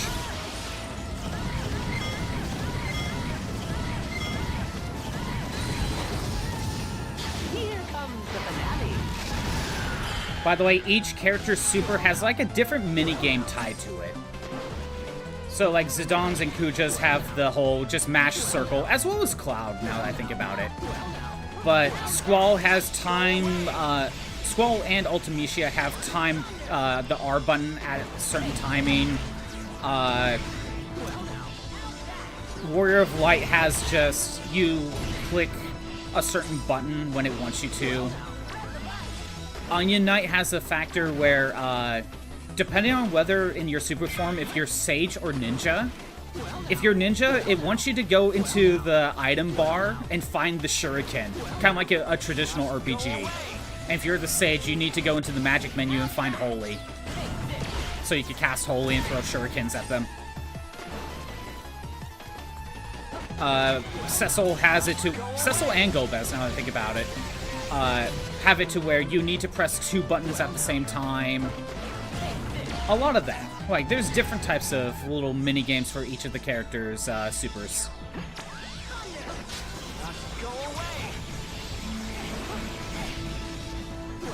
Nothing too complex, I don't think.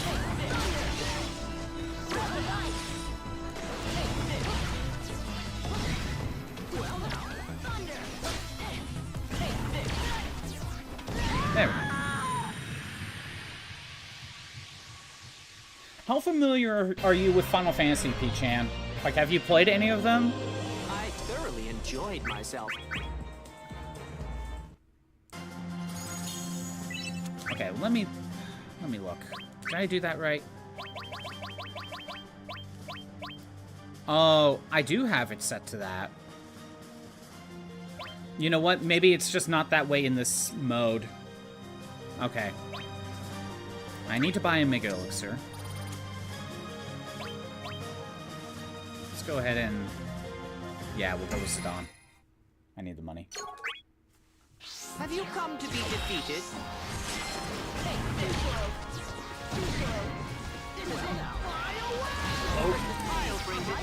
That move had a gravitational pull to it.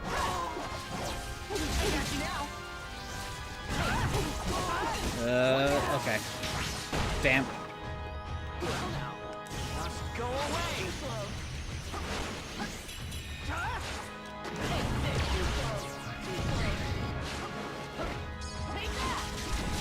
Lift him up. Damn it.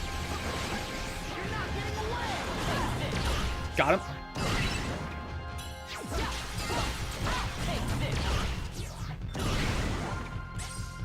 No, I'm not letting him have access to this. Ooh, got him from the explosion.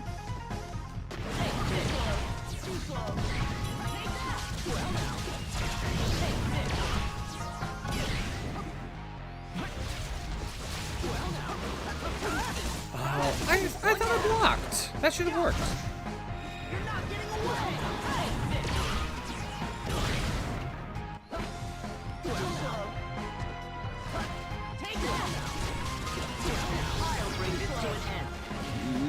That's a risky move, honestly.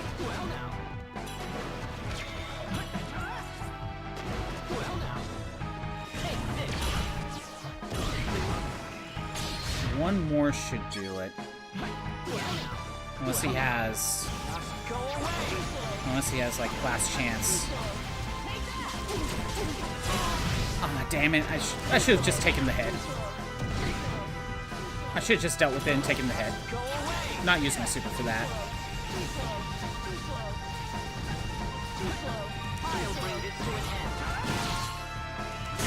Oh, never mind. He had second chance. And we got him. Kinda wanted to play, but just decided but saw how many games there were and decided to do it later. Well, let me give you some perspective, P-chan. My first Final Fantasy game was Kingdom Hearts. But if we don't count Kingdom Hearts, then my first Final Fantasy game was Dissidia. This game right here was my first Final Fantasy game. And by playing this... Cosmos Castro. Okay. By playing this, it got me interested into trying out the other games. And one thing that does help P-Chan is that each game is kind of separate from each other. You don't have to play all of them to understand each other. Like, you don't need to play Final Fantasy 1 to play Final Fantasy 9. They're all separate from each other. However, there's games like Final Fantasy X where they do have a direct sequel, but you know it's a direct sequel because it's 10-2. 10-2. 13-2. Or Final Fantasy IV The After Years. But, like, you don't need to play Final Fantasy 1 to play Final Fantasy 7, you know? What a waste of time. You could kind of just pick whatever one interests you the most. But I started with Dissidia. This game got me interested into trying out other Final Fantasies. Time for a beautiful interview.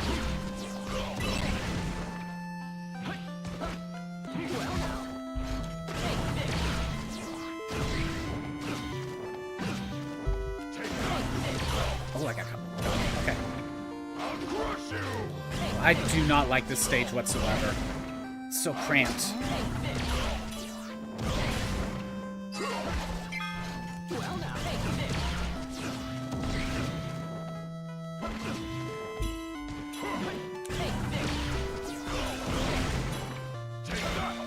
But you know what's funny, P-Chan? Is when this game was first being developed, this was going to be a Kingdom Hearts game. But Disney said no because they didn't want their characters fighting like this.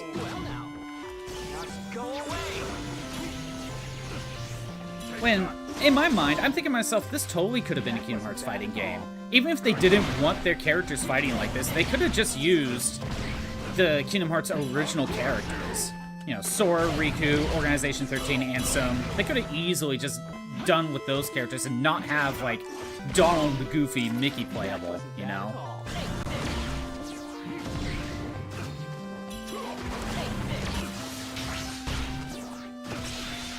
How did he get out of that? I don't know how he got out of that attack. He shouldn't have, actually. He was caught.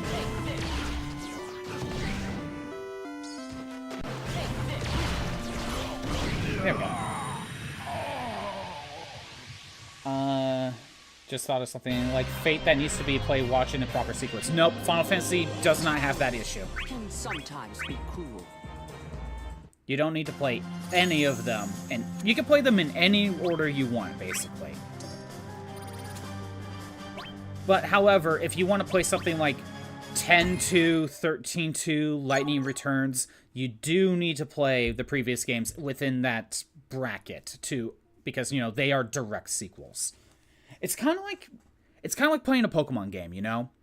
You don't need to play Gen 1 to play Gen 3.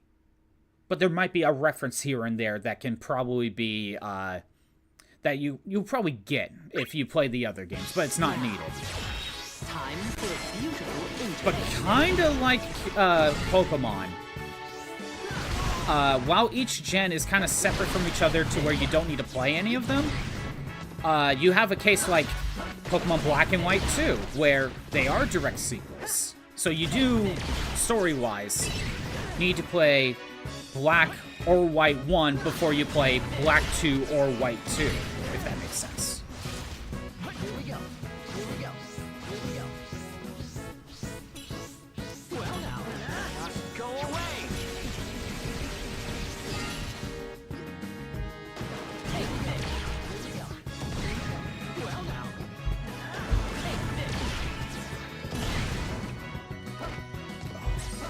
Usually go for an attack, but you know.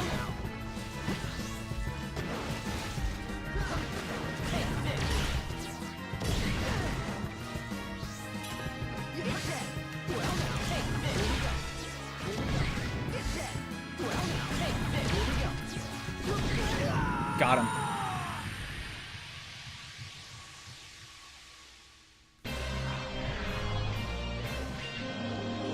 I enjoyed myself. I don't need to know that, Kuja. You think about it, maybe it's simply cultural differences because you can guarantee Final Fantasy is a niche game? Okay. Well, I'd say give it a go, if you're ever interested. Yeah, let's go fight Furion. Have you come to be defeated by me? Don't let it be a niche game stop you from trying it. At least from where you are.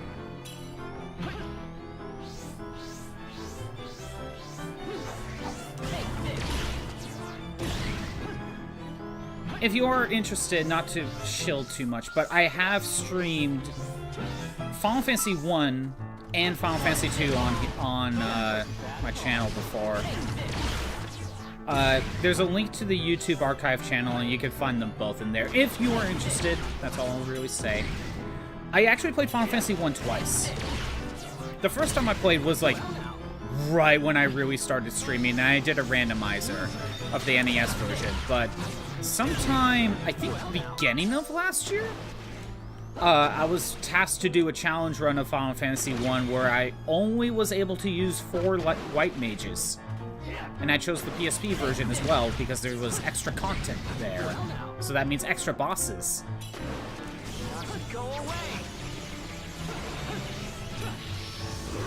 Ooh, another ultimate. I was gonna say, how is that missing him?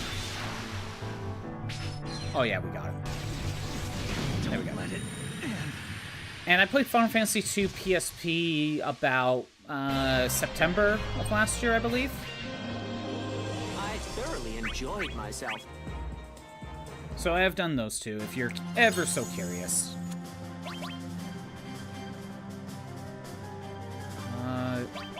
Bart's gives me more coin.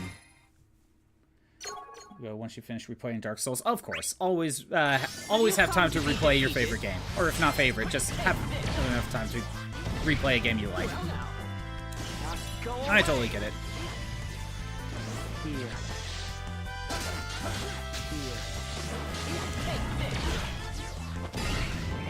There is a Dissidia game on Steam and PlayStation 4.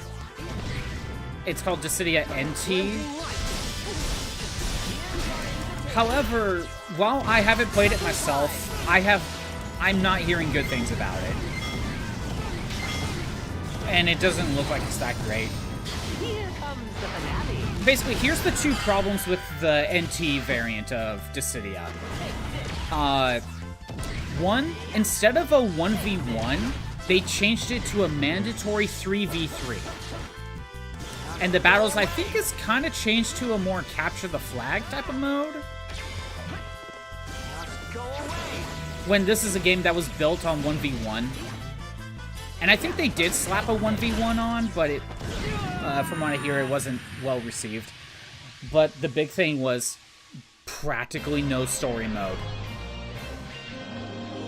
Challenge can sometimes be cruel. Practically no story mode. Ooh, ×2. Yes. Now, time for a beautiful interlude. Well now.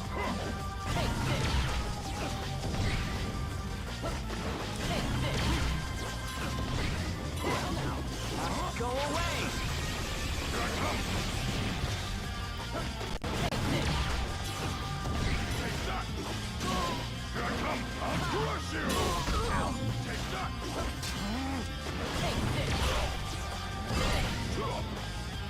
And that's why blocking is super good. See, they got stunned for a while, and I just accidentally did another block. Well now. Well now.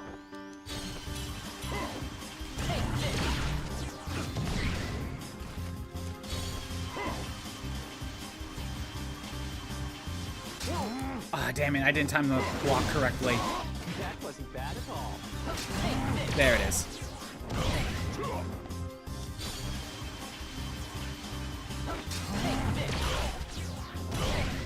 Blocking's so cheesy when you have grind rails in this game. You can kind of just bait the AI. to go on a grind rail and then do this. This might not be a win. Nope. There it is.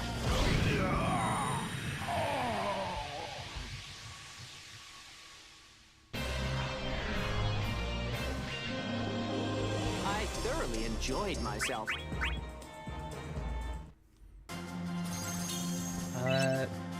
That's not it. Okay, we'll fight Cloud. Have you come to be defeated?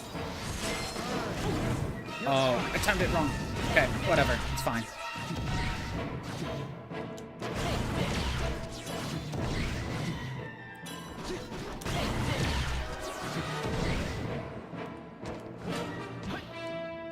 Ah, damn it. Fine. Nope.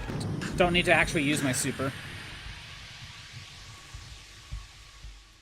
Oh, you went from things like Half-Life and CSGO to JRPGs. It happens. It really does happen. A lot of times I would play a lot of RPGs and I would play a lot of Sonic, you know, so platformers, like action platformers. And then over time I started getting used to, like, maybe not FPSs, but like a little bit of Metroid, at least in FPSs. I would never normally have played Dark Souls. I wasn't really that into horror or horror adjacent. But over time, you kind of just learn to broaden your tastes.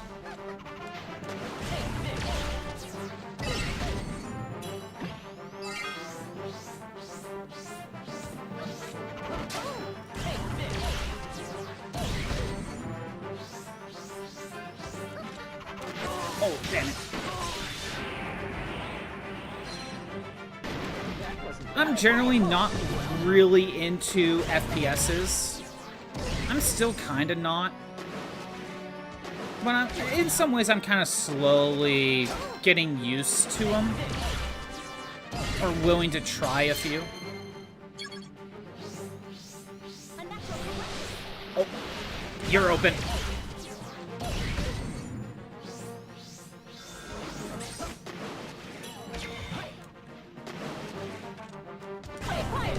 Got you.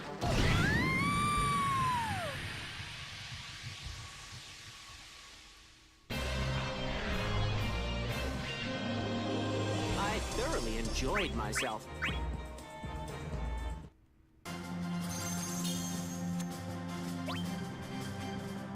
Hey! Who needs Mega Elixirs? The game is just giving me a God of Destruction. Thank you, game. You just saved me some time. Oh, that part of the grind is done. If I grab this, it'll increase how many cards I can use. Might as well just use up some of my gold. Alright. That's kind of all the grind I needed to do. Let's go over it again. So to get Kuja's ultimate weapon, which I have this one. By the way, how each character works is each character has their own exclusive set of weapons. They start... Actually, they don't start with one, I don't think. But you could get one that's around level 50. This is Kuja's exclusive weapon. But then you have to use it to upgrade to the Whale Whisker. Which is... To use it, I have to be level 95. But then to get his final ultimate weapon, Terra's Legacy, not only do you need the Whale Whisker, you need a couple other items for equipment, and you need to be level 100 to even equip it to begin with. But I need more resilience orbs. So let's go ahead and grind for that. Normally, I would stick around in this mode, so that way I could get more accessory slots. But at this point, I could probably do that after I get the ultimate weapon. Just to make things easier. By the way, to get the ultimate weapon, you just kind of hang out in one of these modes, hope for a treasure chest, and the treasure chest needs to have a life stone, which they'll always be the most expensive one at 35 gold. So I'm just going to exit this mode.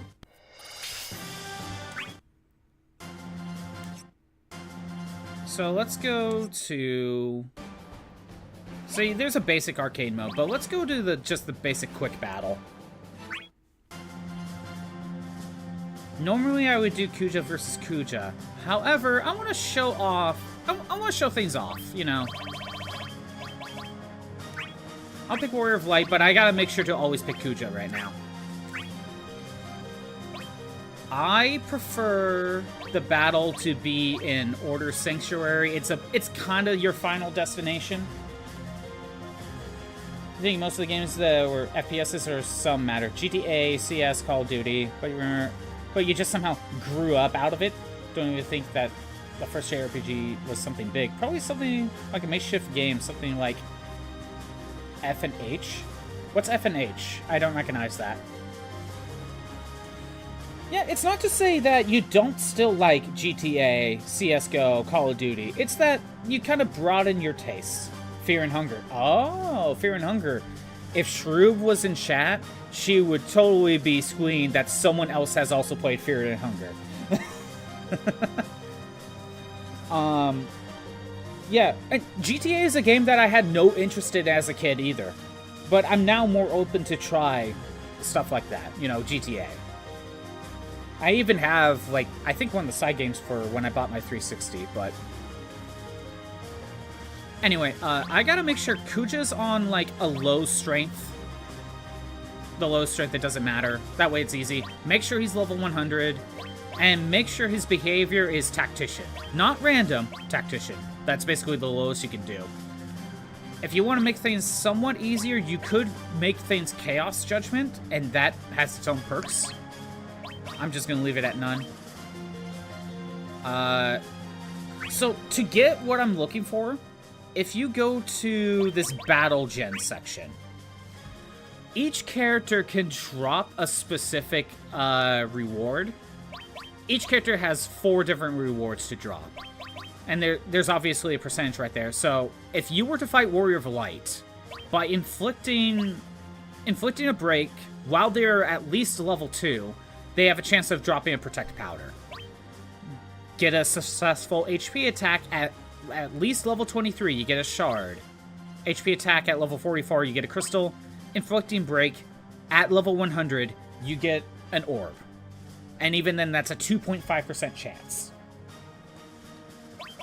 We're trying to find the one for... Oh, there's also ones for destroying stage elements in certain stages. But that's not what we're going for. Let me pull up Kuja's. We need to inflict Bravery Break when he's at level 100 to get Resilience Orbs. There was something else. There was something else I was going to bring up. Oh. Oh, by the way, there's alternate costumes. There's only 2. You got your base look, and then you got your alternate costume. In the second Dissidia game, I think each character gets 3 costumes. And let me go ahead and turn on this right here, the intros. So that, and I'll probably swap between characters just so you can see what we're talking about. Like such things as the games when you do something to exact to get an item. Again, this game is basically an RPG turned into a fighting game. Wait, how come Warrior of Light has like no HP? Hold on. How come he has no... Oh, I must have traded it for something. What's his other stuff? Dragon... Okay, hold on. Do I have dragon armor somewhere? I must have sold it. Where's gold? Uniter, dazzling diamond. Plus crystal. Here we go, dragon mail. Why was that not equipped? Again, we have equipment to work with. And each piece of equipment has a certain level that you need to be to equip it. And as you can see, since I have 3 pairs of dragon's gloves, and if you have, or dragon equipment, once you had all 3, in this case, Warrior of Light gets 10% physical and magic defense. There's other abilities too. But I have Warrior of Light's ultimate weapon. So, not only gets that attack boost, he gets a small counter-attack effect as well. Is your summon correct? Why is Omega not equipped? I have Omega. And as you can see, here's like all of my Here's all my accessory slots. Thank you for the follow, P-chan. At least enjoy the emotes. Okay, let me show off Kuja. I'm gonna change the song. I don't like that. Let's stick with Final Fantasy 1. We'll go battle. The moon steals light to shine brighter. So he exclusively says that to Warrior of Light. The moon shines light to shine brighter, or steals light to shine brighter. He exclusively only says that to Warrior of Light.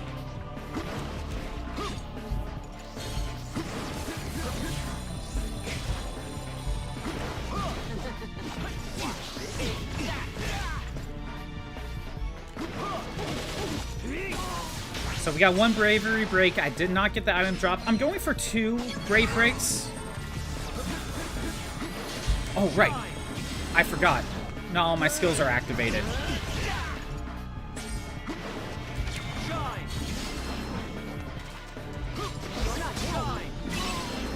Yeah, not all my skills are activated. That's why.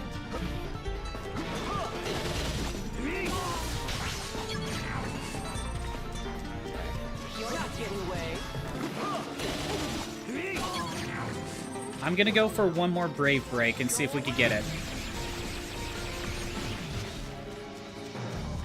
So I'm waiting for his brave to go back up. Okay.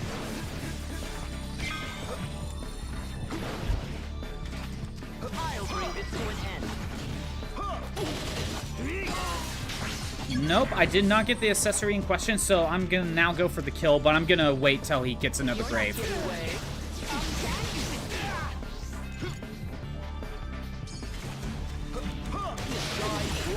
Brave to HP. Give my all to this sword. Prepare.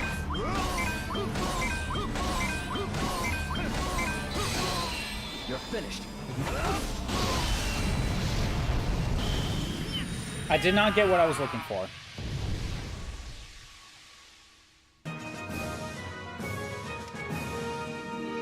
This victory will be remembered. I'm looking for the orb. And I need, like, what? 3 at least? So I'm going to return to character selection. I'm just going to swap characters just to show things off. Luckily, all the settings are still the same. At least baseline.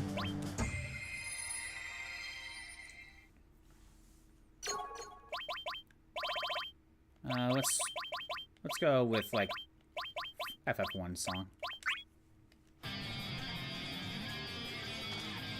You make my skin crawl, Garland. I love it when fighting games have unique dialogue for characters. I love that. I wish more games had exclusive dialogue for whoever they're fighting. This is such a weird move. I'm not used to Garland. He has no brave to HP. It's kind of annoying.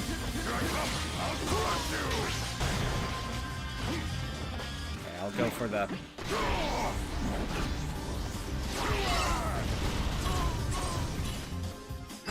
I have, like, nothing.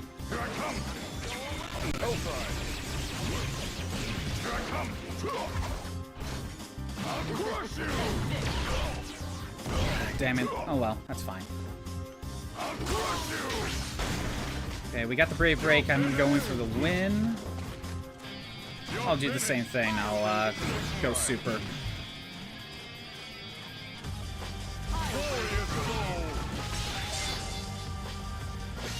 Oh, how dare you try to go Zantetsuken on me.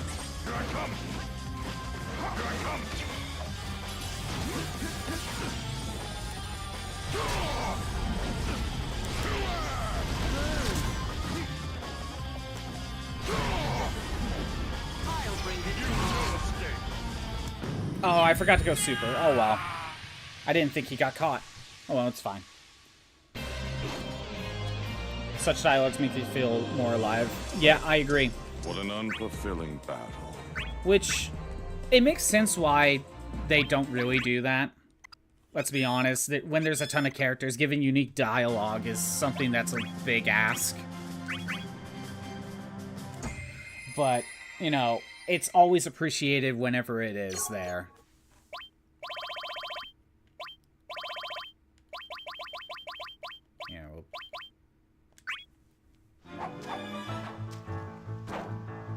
The weakest dog barks the loudest. My favorite move? Run. Oh, he has this. Oh, that sucks. I hate Phoenix. He's immune to break. Which kind of defeats the purpose of whatever I'm trying to do.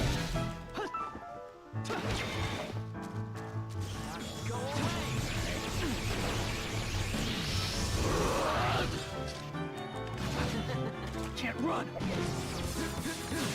Can't run. This is it. My favorite move. Can't be blocked. Where are we at? Can't run. Okay. I'll go for another break.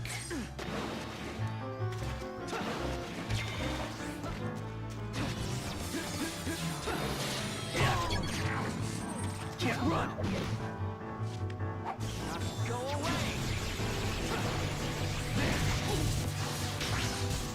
Nope, I didn't get it. So I'm gonna go for the super.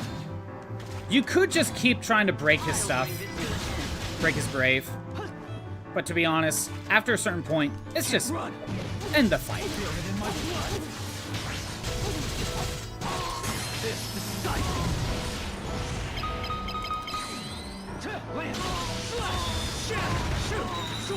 It's the end.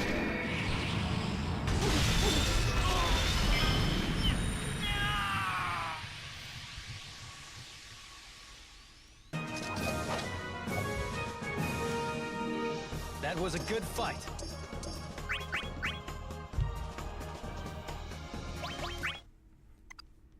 By the way, at some point, I don't know when, but at some point I plan to do a full stream series of the second Dissidia game. I don't know when, but I do plan to do that at some point. It's just, you know, big fighting game RPG, it will take a while. Besides, I am playing with retro achievements, so that's also a factor. Oh, by the way, when you hit level 100,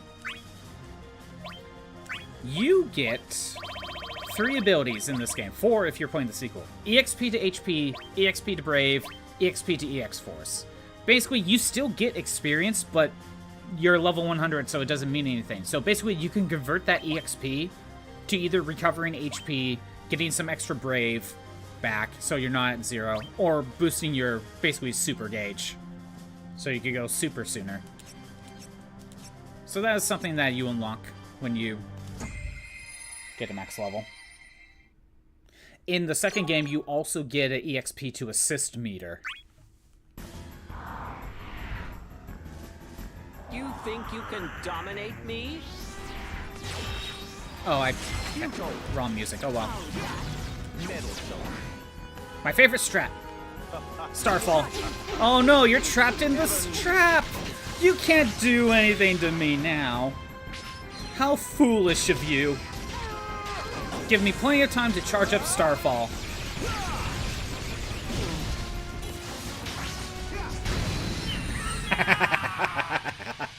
I'll go for that again. That was a quick kill.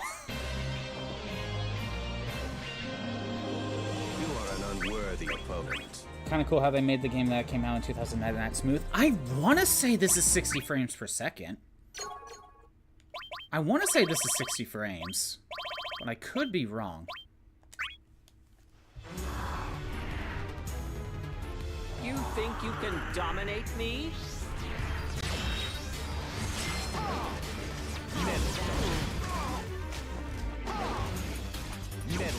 You're not getting it. Yeah, get trapped. So, the Emperor's strategy for his moveset is basically he sets traps all around the place. He has other moves that I don't really have equipped. but he sets traps. Prepare. Fall. Away. See, more like that. Stumper. Slow. Stumper. Like, that's the Emperor's kind of moveset.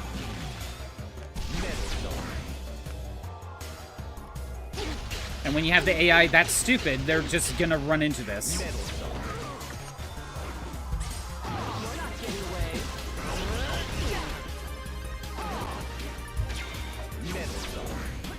You're not getting away. Idiot. Alright, I'm gonna go for another Brave break, see if I can get what I'm looking for. I think if it would come out in something like 2020, it would be bang. It kinda did. That was Dissidia NT, but they effed it up. You're not getting away. They effed it up. Again, no good story mode, and they made it a 3v3 thing. And basically just made it just a pure competitive game and nothing else. I've been saying, if Dissidia Duodecim, the second game, got released, even if it's not a remaster, that's just a pure port with modern online, like, capabilities, and probably, what would you call it? Being able to play against people who are playing on different consoles. So, like, I forget what that's called. I'm blanking. Crossplay. Thank you. That's crossplay. If it had crossplay, even if it was just a port, this game would do so well. It's a lot of fun.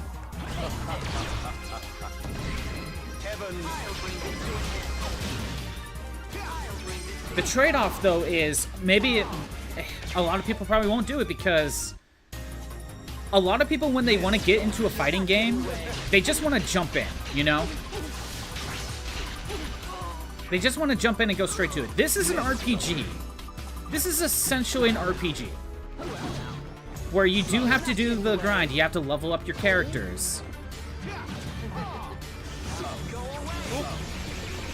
You have to level up your characters and all that.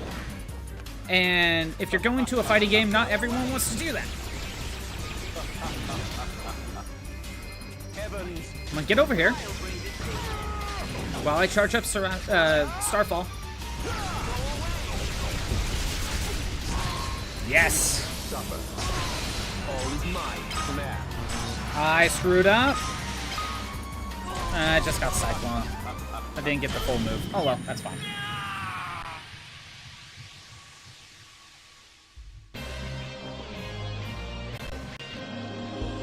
Victory is so sweet. But yeah, I do think Dissidia would do well.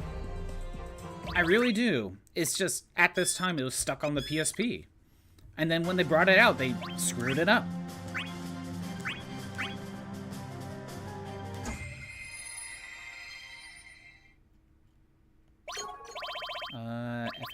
FF3. Go Battle 2. What a horrid little brat! You're not getting away.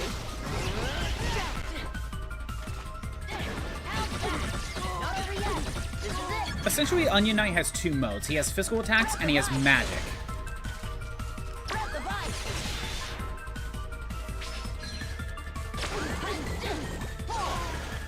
So if I were to do my... do this... physical...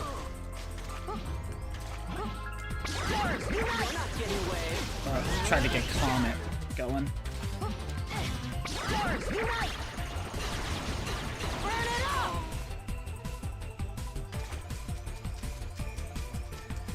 You're not getting away. Okay, and then...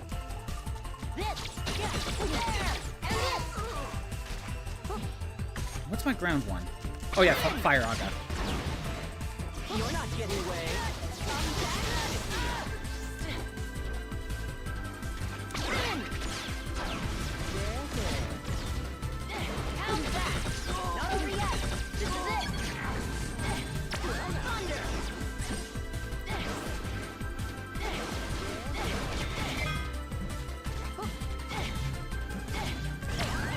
Wait, what's up with Onion Knight? He feels way too heavy. Is his armor not adjusted correctly? It might be. I might need to fix that.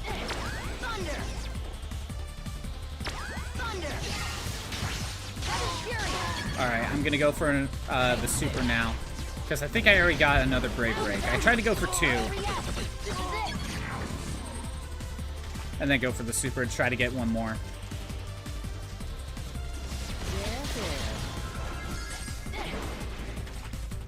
Something feels wrong with Onion Knight. He feels too heavy. Alright, Ninja.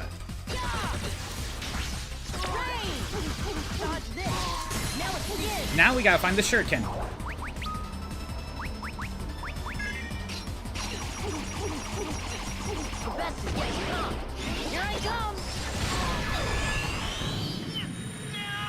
Maybe you're right about the fighting game part.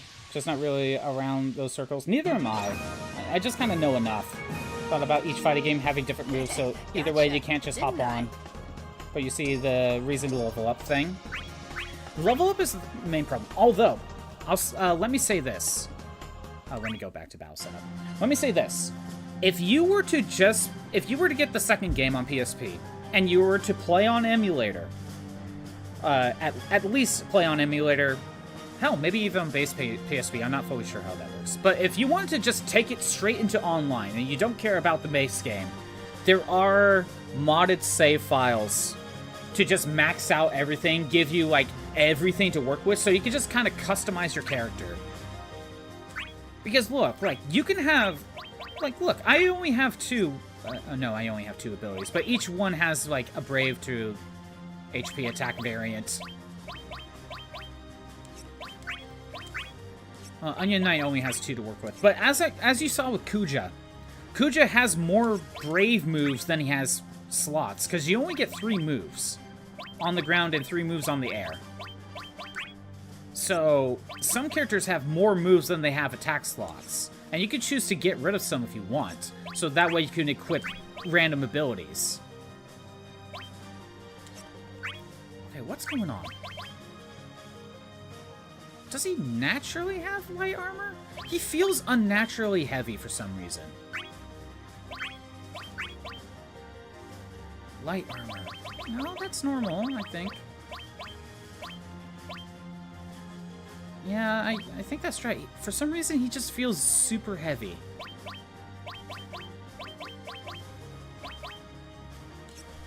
I don't remember Onion Knight being this heavy. Or what else? Hold on. Meter evasion, control recovery, number of jumps, speed boost, multi-air slides. Something's not right. Oh, that would help, but maxed out.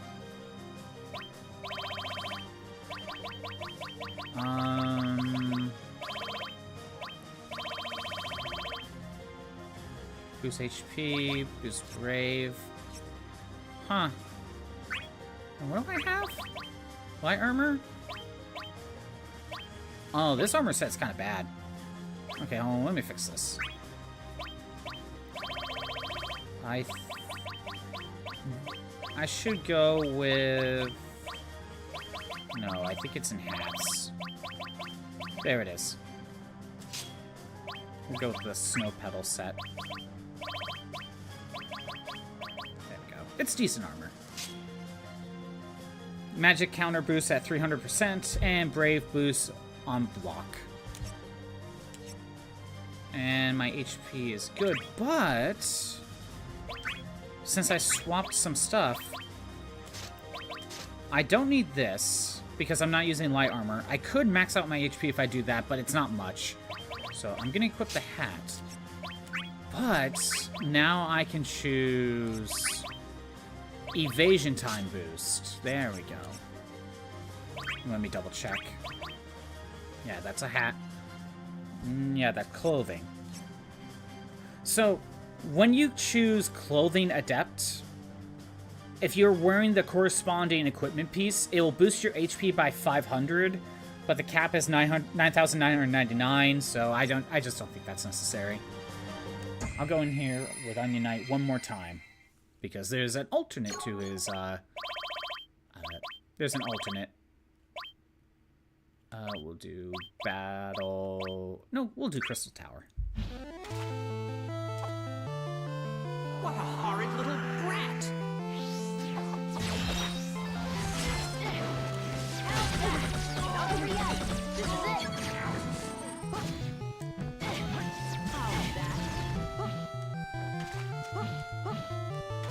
He just feels unnaturally heavy for some reason.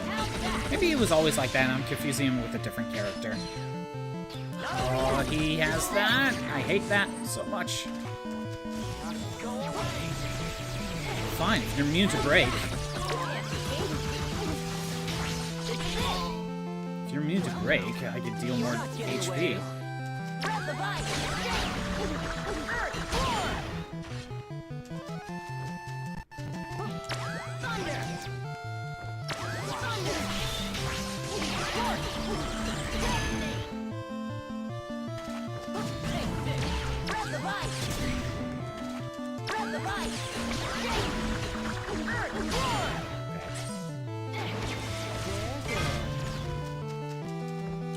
Another break? Okay, I didn't get what I'm looking for. But that's the first break I got. So let's go for another one.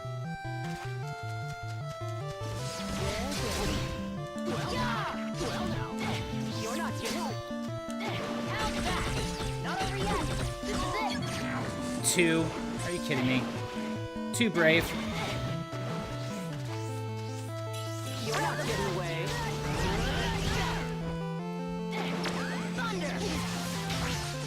Nope. Okay, we're going for super.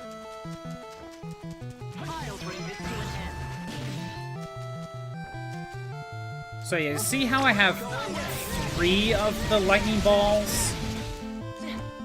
Or how big the size of the blizzard? So if I go into super, there's 3 fire agas, 6 thunders. I didn't mean to do that. That was a bigger ice bolt. Now we look for holy.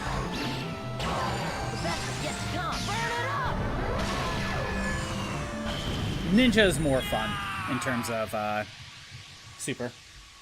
Hey Pyrus, Dark Souls sure looks different than I remember. Yeah, that is true. You know what? I should probably change the title. I should change the title. That is fair. We beat Dark Souls in about an hour, so we just moved on to killing time, basically.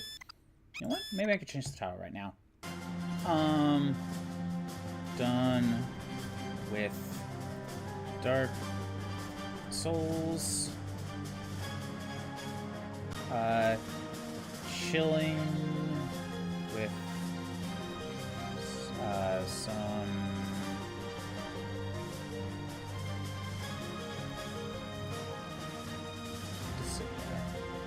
and I'll put this in retro.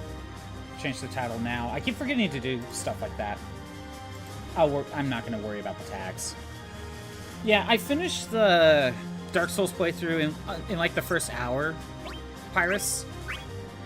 So just to kill time for the rest of the stream, I'm just playing some Dissidia.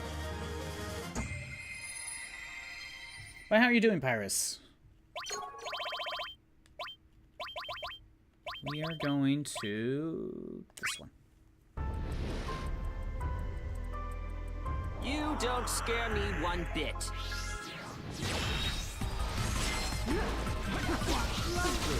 So, Cloud of Darkness has a weird moveset. So, I think she only has, like, 1 Brave attack, but it works as 3. See how, like, those, like, tentacles, like, do this? Like, there's, like, 3 different variants? Depending on when you do the attack during that, is a different attack. So if you attack right away, it's that.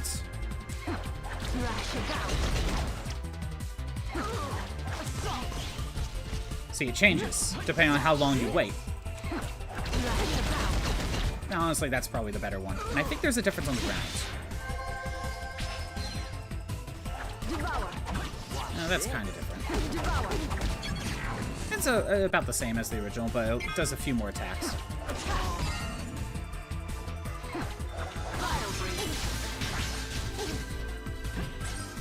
I have Ice Strike accessory. That's really good. It could guarantee a break sometimes. It's like a random chance.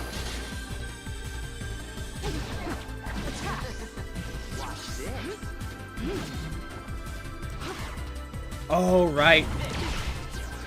I forgot. Cloud of Darkness has a counter.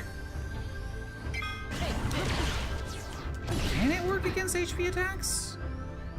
Either I'm timing it wrong or it doesn't. I'm trying to get this counter to work. I'm just having a little bit of fun.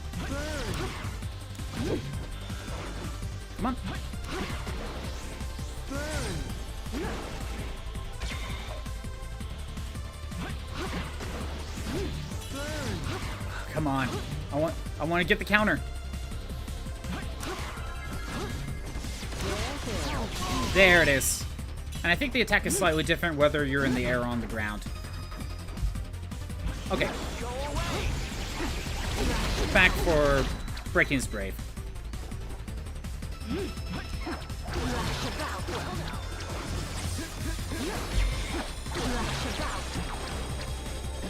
But yeah, as you can see, some projectile brave attacks can actually be deflected and sent back to the opponent. Some HP attacks can be as well, but you have to use your own HP attack to make it work. And not every HP attack does. And some characters can't due to how their HP attacks work.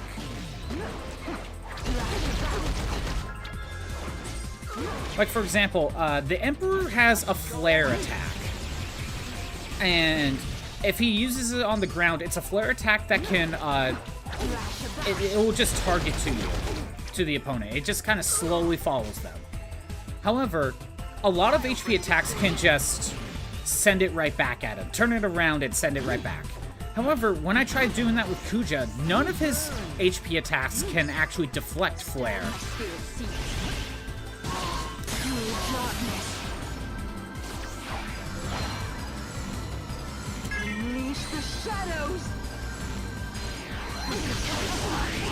So sometimes you just need to play around with what attacks do and don't, and what they can deflect.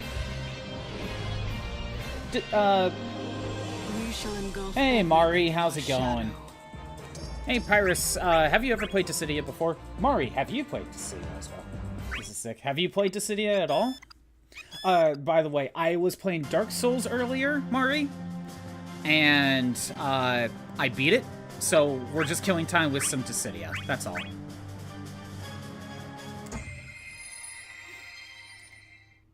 And I'm trying to get Kuja's ultimate weapon made right now, but I need to get an item drop from him. Oh, I picked the wrong one. You don't wear the light very well. You're not getting away. Yeah, I did swap it to retro instead of Dark Souls. Darkness be with me. Darkness Come on. be with me. Okay, we got the Brave Break, nothing. We're going for another one. There we go. Ah, damn it, use Shiva. I hate Shiva so much. I can't gain Brave, so we're stuck like this for a little bit. Get out of here.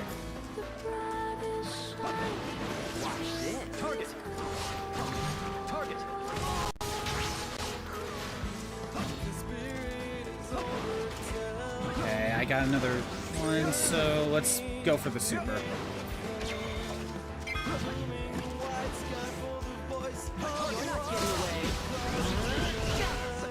Okay, so if I go... Darkness be with me. Darkness be with me. Damn it. Darkness be with me. Darkness, know my course. This will seal it. The moon leads me. Light and darkness cast aloft.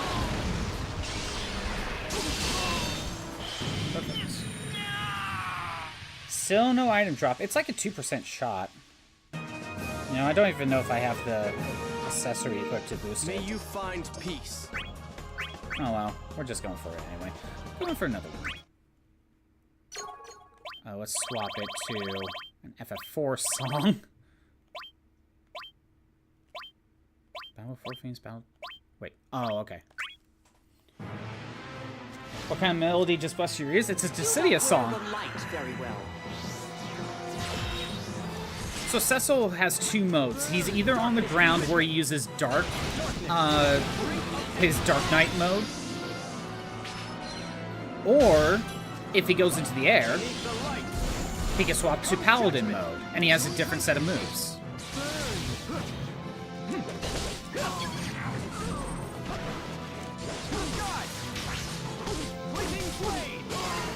We got one break, at least.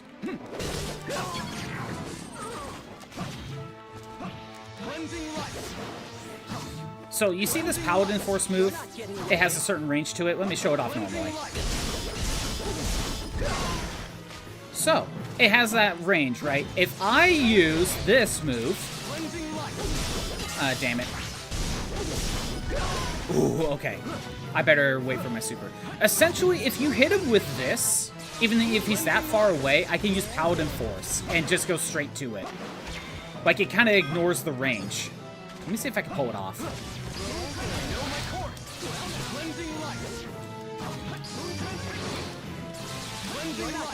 Well, oh well. I tried. You're just gonna have to believe me on that one. The moon leads me. Previous one with lyrics is fire. I should play the Chaos ones for you, then. I should play the Chaos ones.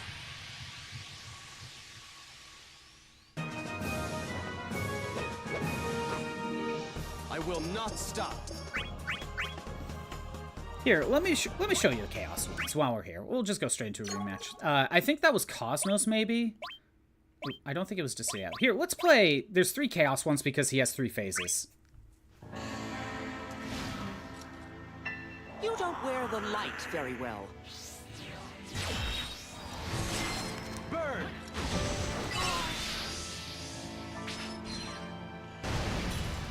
The messenger is standing at the gate, ready to Beneath the light go. comes judgment. Ready for the crush. Moon transfixing. Cleansing light. I did, see? It worked. The past is mercy. Future's Sky, fleeting blade. Moon transfixing. Cleansing light. Moon transfixing. the hunting Cleansing light.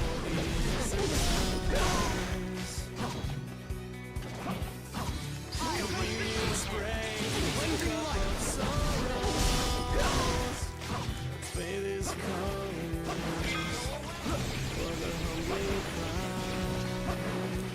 Sky, fleeting blade. I'm going for a Grave Break, so give it a minute. He got a lot on my grave. Sky, fleeting blade.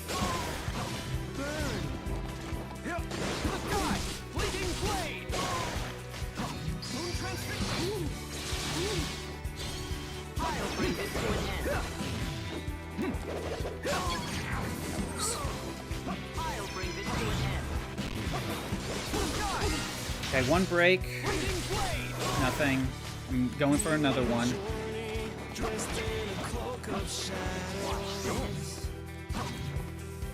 The hunting's grim for the innocent. Again, this is final boss music, by the way. Sky, fleeting blade. This is phase 1, anyway. Sky,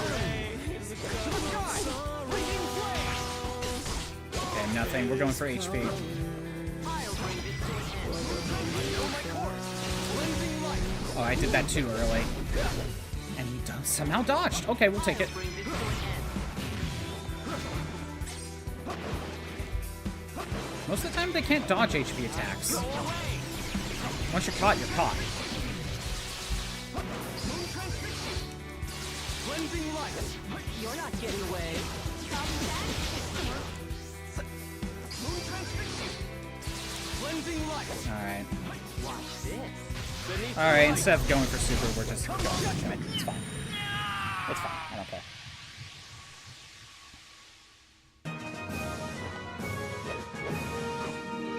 I follow the path I must. So that was phase 1 chaos. Let's play phase 2. You don't wear the light very well. I'm just sticking with Cecil for now. Beneath the light. Come judgment. Moon transfixing. Moon transfixing. Watch this. Sky. Blazing blade. Does the part have the lyrics? I don't remember. Sky. Blazing blade. Burn. Cleansing light.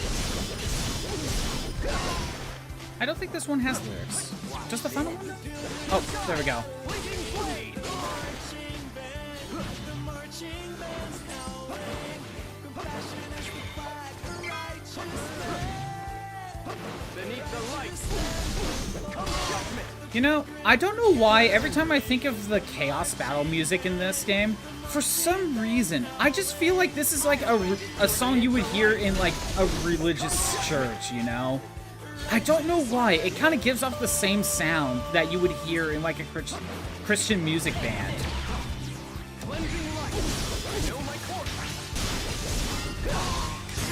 Feel it. The moon leads me. Light and darkness cast along. It's an interesting choice, that's for sure.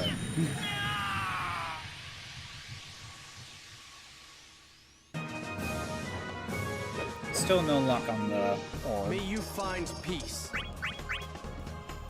Still no luck. And let me find Chaos 3.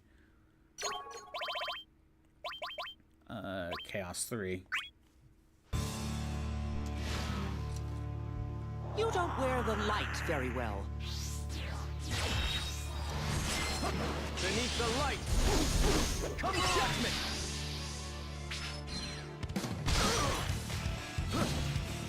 Moon transfixing. We're not getting away. Yep. Sky. Bleeding blade. Moon transfixing. First break. Cleansing light.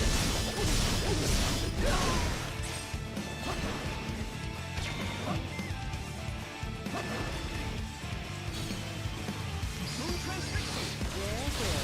Take that. Yep. Moon transfixing. Sky. Bleeding blade. Second break. Going for another one. Sky. Well, I mean, the super. Going for the super.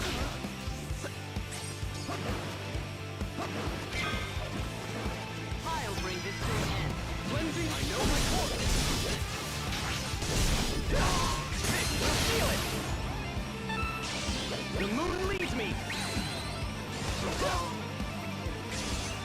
Feel that it has some church vibe, but certainly not the third one. True, not the third one. Oh, damn it. It looks like the lyrics were just about to kick in right when I won.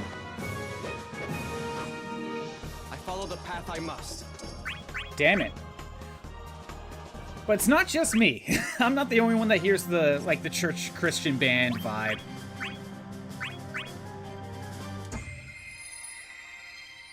Here, let me play that song again. Because apparently it had lyrics. I'll just actually let the fight last long enough. Please, get out of my sight. Time to part. Farewell. So Golbez is this weird mix of a close-range fighter and a long-range fighter. His safe zone, when you're fighting him, is actually somewhere in the middle. So in that move, for example, there's an attack close range, and then there's that dark pillar right there that appears at long range.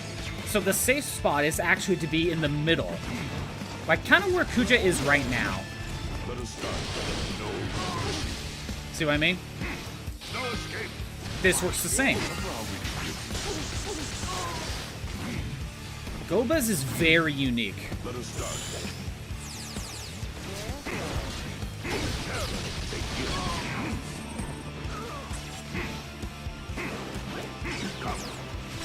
That's also close and a little bit of large, maybe mid-range.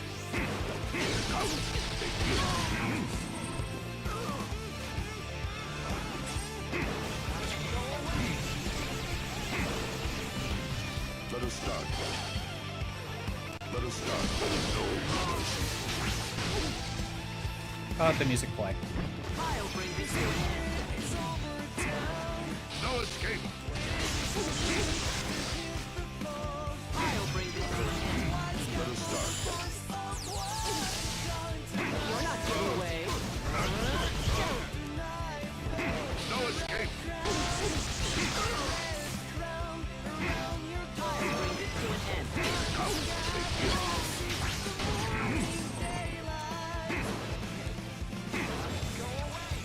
And Ainz from Overlord? Yeah, kind of. Here's the thing, Golbez, when the game originally came out, he was based on Darth Vader. He's just based on Darth Vader. Oh, we got it. We got one. See that weird gold star that we got from the accessory? That's how I know I got it. So I could go for the kill. I'm just letting the music play a little bit more. By the way, I think you only get one of each per fight. So I don't think I could stack up on another one if I got lucky.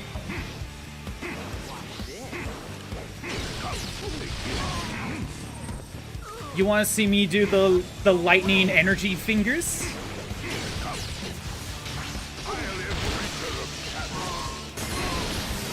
Guide my inner shadow, light and dark above. Set the star.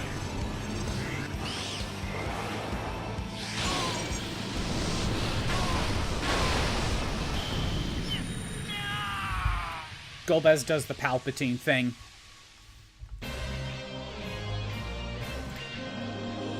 Your loss can strengthen you. Also, love Golbez's voice actor. Really fits. Love it. We'll do another fight. And we'll swap to... So first it was Battle 2. Please, get out of my sight. You're not getting away. No escape. Let us start. Do I have a forward? I do have a forward. Oh, that one's weird. As you can see, like, if you are up close with this move... Hold on, let me grab this. If Kuja's up close... See, I get hit, he gets bitch slapped. But if he's farther away, he gets hit by that. And then he gets pulled towards me for another attack. Again, the safe spot when you're fighting against Golbez is either to be super far away or somewhere in the middle. That's not in the middle. Try. Nope. I'm trying to find the right spot. See, right there. I couldn't hit him. Again, Golbez is just a weird character to fight against. And this move is actually really annoying to fight against, too. This move right here. Because if you were to block the first physical attack, the slash, the laser still pops up, and you'll get hit by the laser.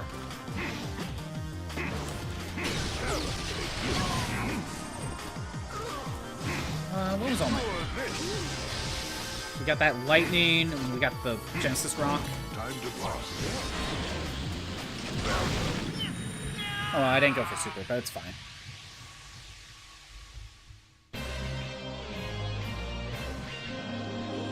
Come back again. Alright. Character select. Why does the title say Dark Souls? Oh, it's still on YouTube. Yeah, so... Sorry about that, Legend of Jose. What happened was... I finished Dark Souls, and then I had to kill time for stream. So I just moved on to Dissidia before, you know, I move on to the next game tomorrow. Can I oh, I can change the title midstream. Okay, here, let me fix that. Let me fix that. Sorry about that.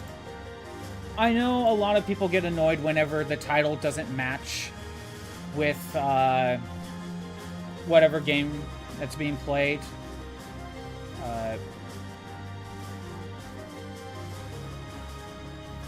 This is a case where I just finished what the game already. Can I change it to Dissidia Final Fantasy? There we go. There, that should be fixed. Yeah, sorry about that, Legend of Jesse. Yeah, I'm sorry. I should have changed that earlier. I understand why people will be annoyed if the game is different than, you know, what you would expect. I fully get that. In this case, though, there was just a midstream theme that I forgot to swap. Kind of get lost into it. We'll do Battle 1. I envy your light-heartedness.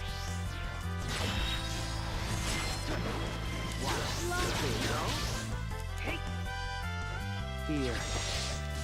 If you are still here, are you interested in Dissidia at all, or did you come here specifically for Dark Souls? If so, I apologize. By the way, P-chan, if you notice, Bart's whole gimmick is that he mixes moves from other characters. He's basically a mimic fighter. So, like, this move is Onion Knights. Oh, let me grab that. This is Cecil's. Oh, this is Terra's, actually. This is also Cecil's.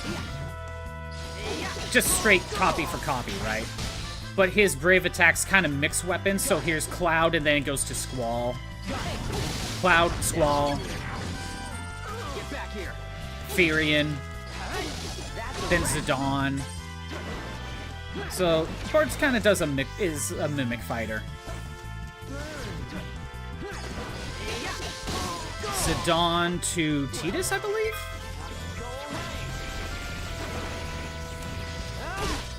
That's Tidus to Cloud. See, he kind of mixes attacks. His Brave ones are more interesting. If I go to here, it's Terra to Onion Knight. Oh, I screwed that up. I'm redoing that one. Like playing Rubik in DOTA, just because he can steal abilities. It's because in the original Final Fantasy V, it was the first game in Final Fantasy to do... Okay, it wasn't the first one to do the job class system. Like, that was 3.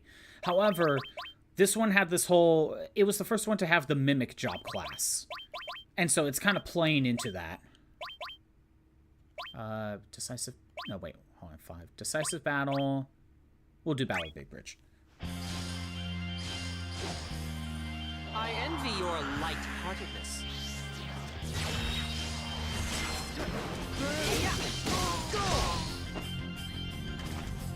Get back here. Wow. Get back here. And you know, in the sequel, in the sequel, everyone keeps their movesets. Pretty much exactly the same. Some characters get new moves to work with. Bart's is the only one that I know of that actually has some of his moves cut. Like, some of his HP attacks are completely different, and he doesn't have some of them anymore. Bart's is the only character I could think of in the second game that actually has a slightly different moveset. Is that 2 or 1 HP? Or Brave? Get back here. That's a wrap. Okay, I'm like... I really should have let him get his full Brave back. Again, he's not copying Kuja's moveset. But he... Oh, it's the moveset from the other, like, heroes of the game. He doesn't copy the villains. Let's go. This is Warrior of Light. Goes to Furion.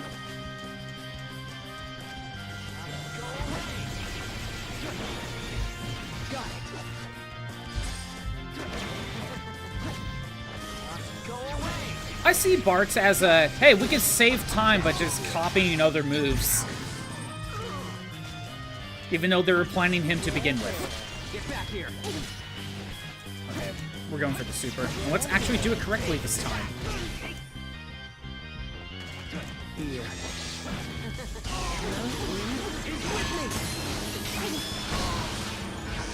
Let's do this correctly.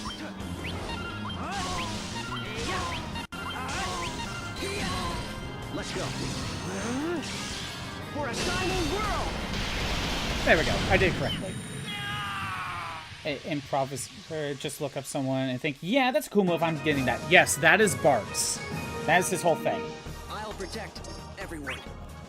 If you notice in the final bit there, he had all the other characters' weapons briefly. He was using each one.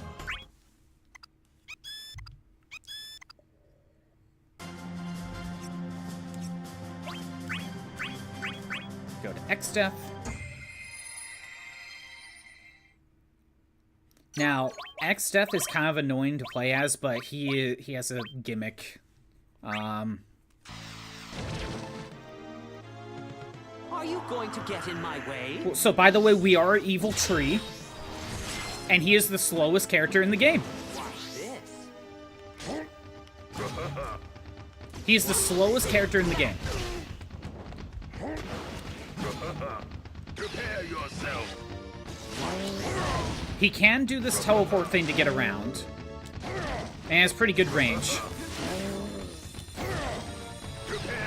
But X-Death's whole gimmick is defense. That's his whole gimmick.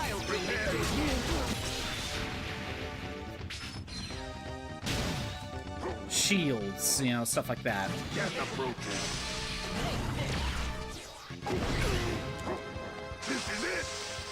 He also got Grand Cross, but that has a weird range.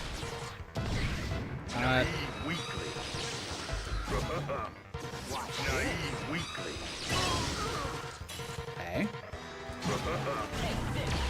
Yeah, his Brave attacks are more about the shields.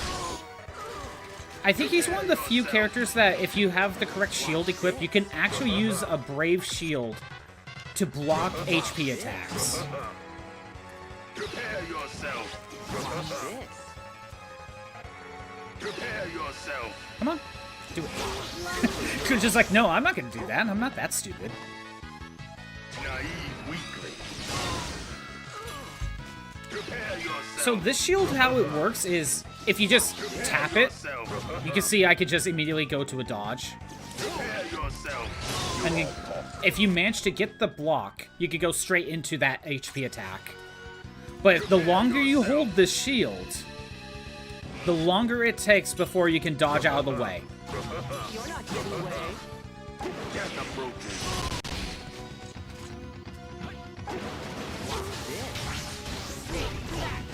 Oh, I'm not getting that Brave Break.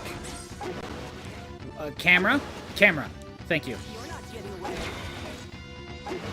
Prepare yourself. Feel the void.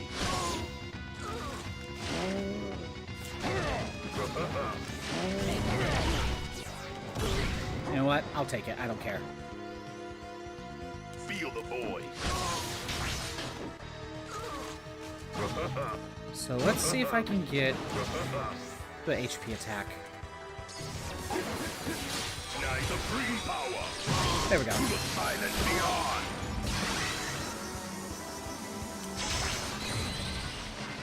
Embrace the stillness of eternity.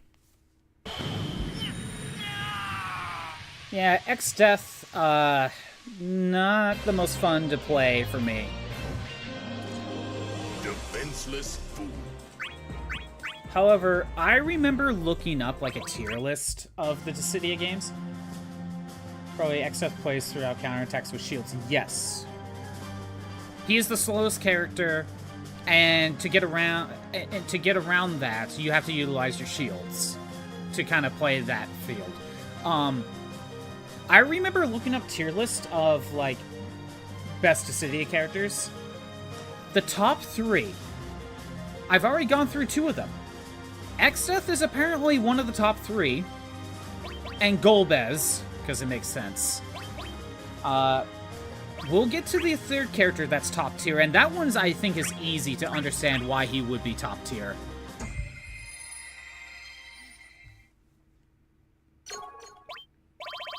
Let's go... Decisive battle. A poor bird without wings. Terra is basically just pure magic.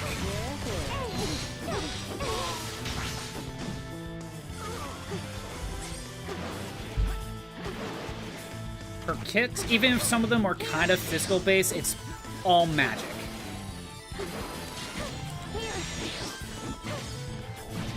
Is this the...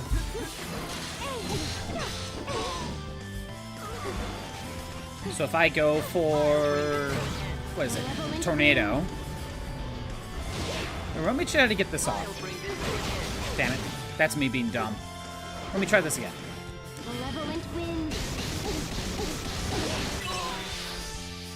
Shiva again.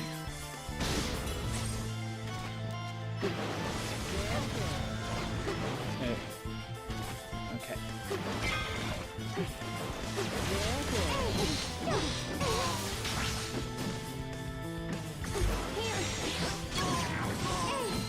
Wait, is this the one that leads to Ultima? Hold on. I want to try to get that. There it is. Flare, and then Ultima.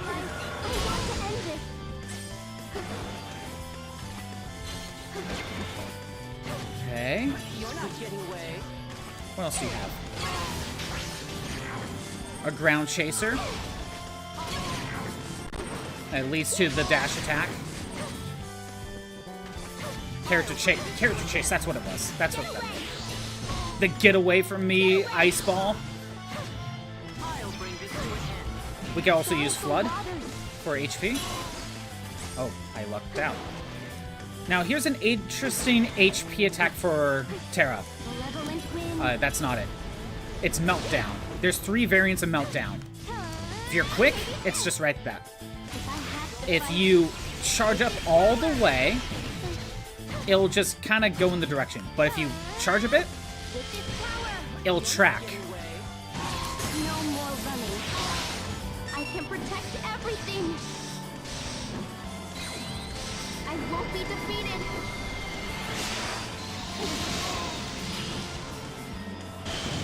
Now, when I did Meltdown, the one that tracked the opponent, HP attacks can deflect it back at the opponent, at the user. Her kind of ability when she goes into EX mode is that she could kind of use double the magic. So like the tornado would you can activate it twice, that sort of thing.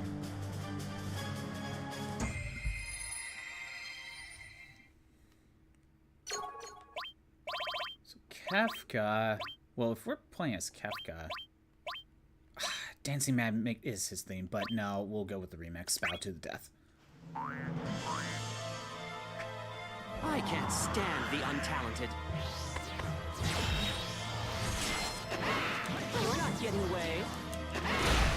Come on, come on, come on! Again, Kefka, if I were to describe Kefka, it's the Joker if he had access to magic.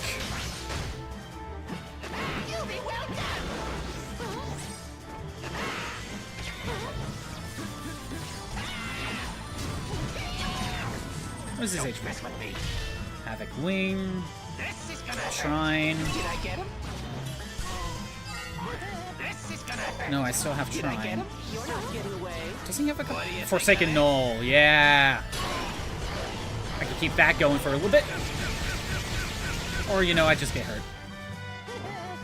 Do I still have Forsaken Knoll? What do you think Yeah, I- okay, in air as well. Does it hurt? Does it? You'll be well done. I feel like... Oh, he has another ground attack that I don't have for HP. Swap it to something else. Come on, come on, come on. I'll bring this to an end.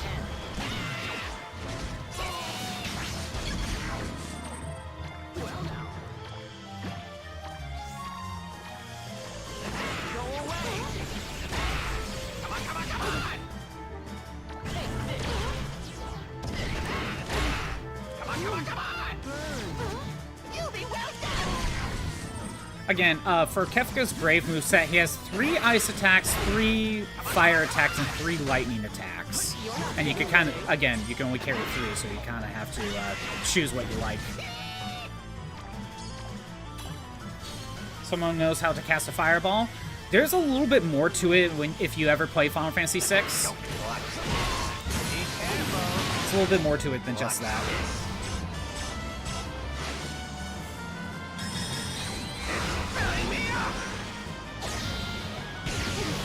That was titillating. So, if I were to explain Kefka's character from Final Fantasy VI, so essentially, Nothing I can't do. he was one of the generals for the Empire, and again, think Star Wars. A lot of this is kind of based on Star Wars. Think he's the right-hand man to the Empire, and when they captured Terra, this is the area of steampunk where magic was dead. But Terra naturally had magic, so they extracted magic from her and recreated magic. When they decided to do experiments to infuse people with magic, Kefka was the first to step up to become a magic tech knight. I'll just go ahead and place Kefka again. He was the first to step up to it, but it screwed with his brain and made him insane. I can't stand the So, untalented. also, this is his final battle theme. It screwed with his brain and made him insane. To the point where his whole thing is about destruction. He wants to destroy the world. Right? See the world burn. You're not getting away. And you know what? To spoil FF6, he got what he wanted. He destroys the world. Granted, like, civilization tries to live on. But when he destroyed the world, he became a god of magic. So that's what the super form was.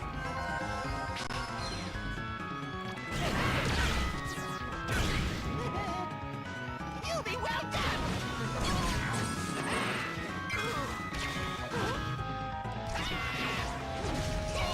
And of course, if you fight against Kefka, he has the best quotes when fighting against opponents. He has the best quotes.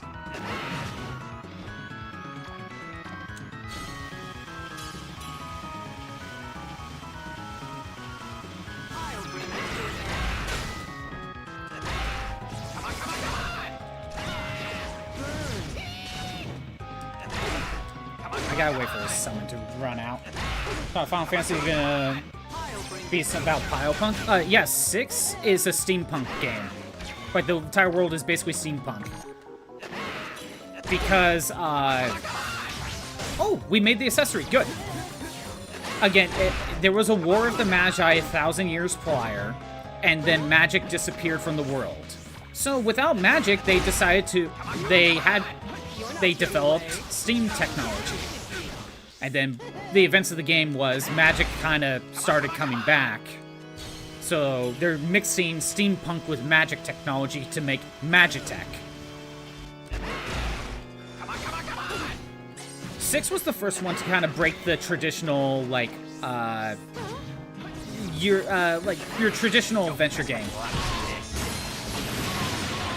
And then 7 and 8 kind of followed with it a little bit. This is his form after he became a god and has the light of judgment. That was go.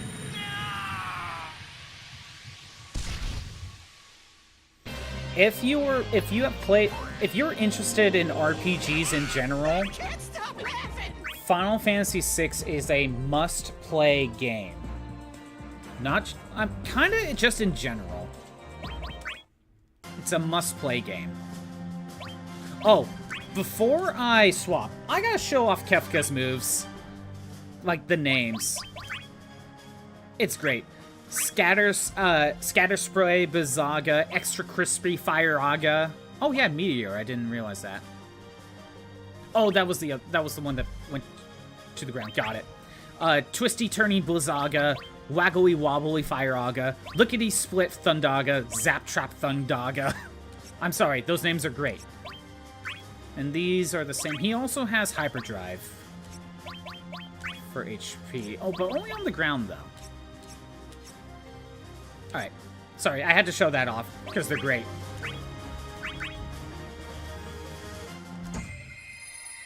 I think I need at least one more of the orb. And of course, we got, Cloud. Because it has to be Cloud. Your struggles are about to end.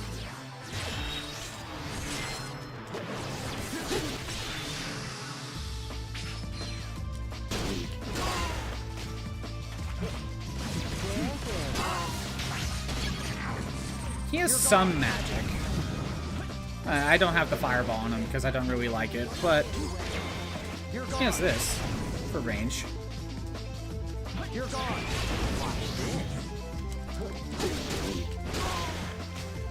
Again, we're going for another Brave Break.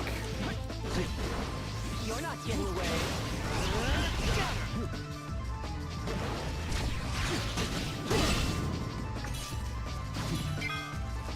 Could use Meteor Rain.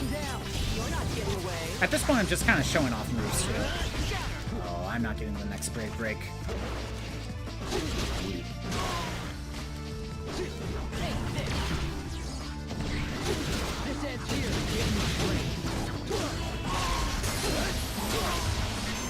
There it is. There's the Brave Break. Breaking my limits.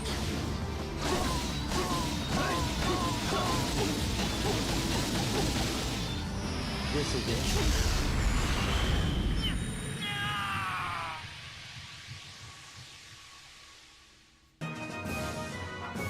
Kind of looks good in his simplicity. I mean, you have all these knights, mages, and here we got Edgy Team with a big-ass sword.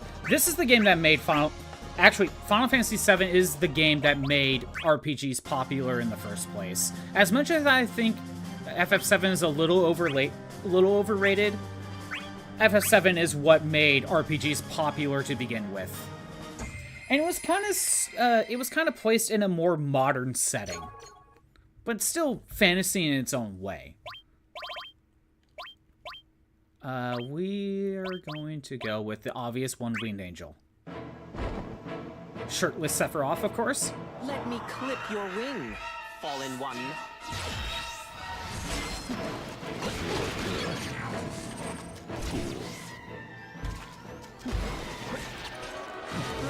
Yeah, the reason why Cloud was able to wield a giant sword that big is because he's infused with,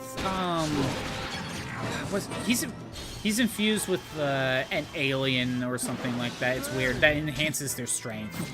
Normal people cannot wield a sword that big. They kind of make it a point. He's infused with, like, the life stream. Like, it's... Again, like, you should play the FF games.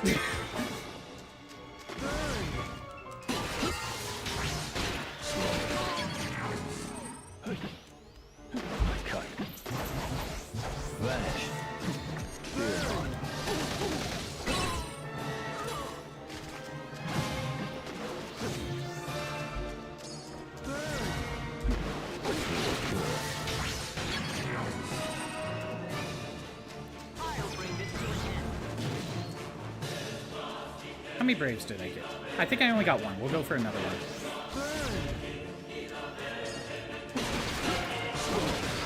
I don't remember how many I got.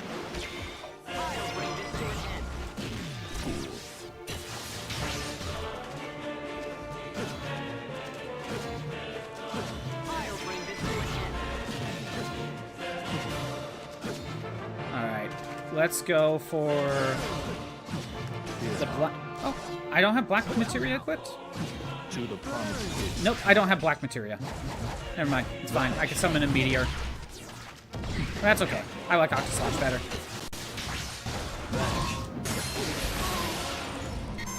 And you want to see the move that cannot kill you in actual Final Fantasy VII? Supernova?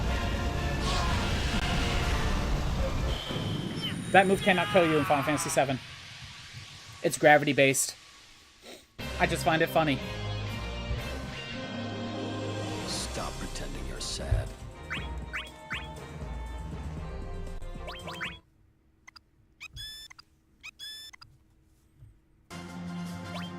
Go to Squall.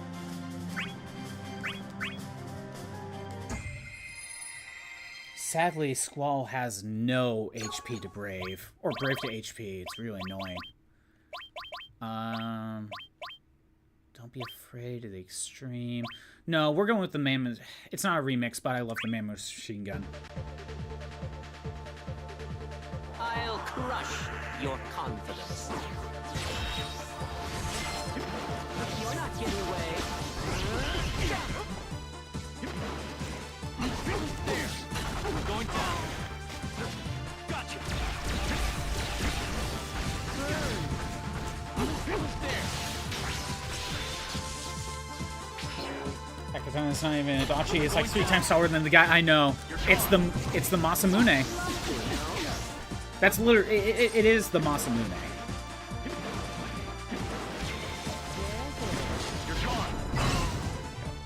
Yeah, Squall doesn't have any Brave to HP. Going down. All right. Then you're best. Gotcha. Gotcha.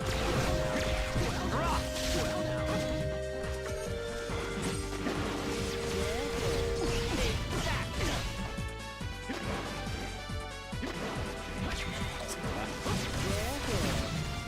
Flying hard.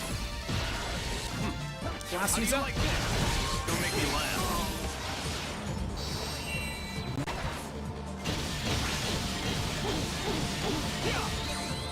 Here goes. Mission accomplished. Yeah, let's get the Battle Royale going. I don't have time for the weak.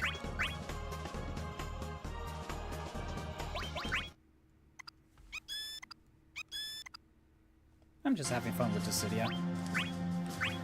Alright, Ultimecia. You know what, while I'm here... Wait, no, it will be easier if I wait for Kuja. It'll be easier if I wait for to play as Kuja. We'll go with the extreme. Exit quietly, old crone. How's this? Burn.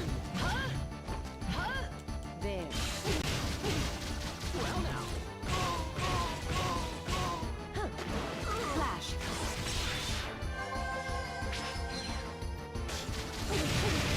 So I'm playing as Ultimecia now. She's a witch from the future that's trying to compress time.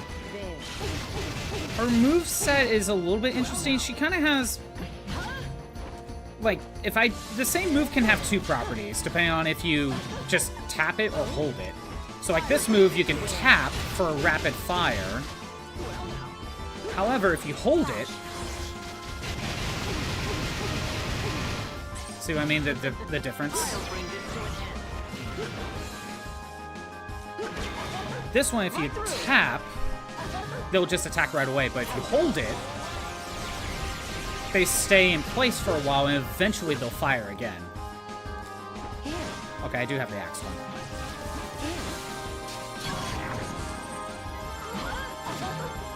So we got this axe. And if you hold the axe button down, it's a big axe. It's the same move, it just each one has 2 properties.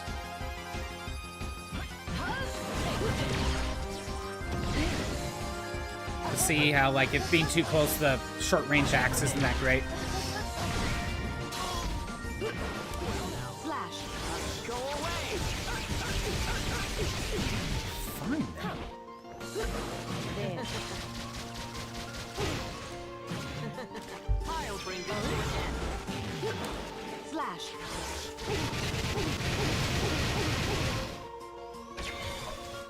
Slash. Oh, he even breaks guard.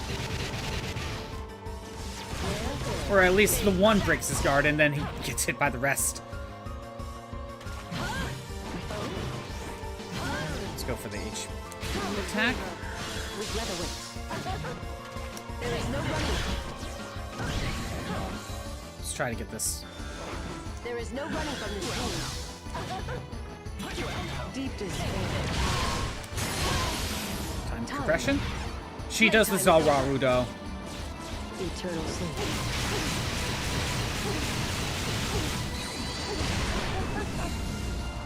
Yeah, if you know JoJo, she just does the Dio Zalraru. Gives more variant for combos? Exactly. I want you to revere me. She doesn't have any Brave to HP, though, so that kind of sucks. We got Zidane. Now we're playing FF9. By the way, I can swap stages, but I just think this is, like, the final destination, you know? It's, like, very easy. No too big gimmicks, you know?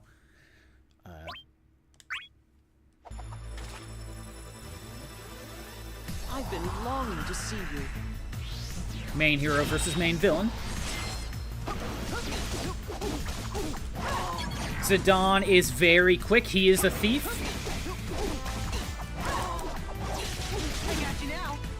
So he's very fast paced.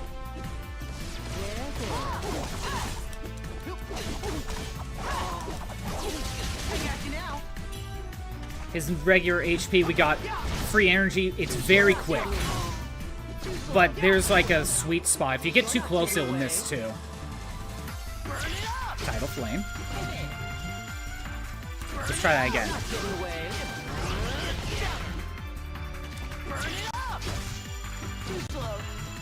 It'll follow and then cause an explosion.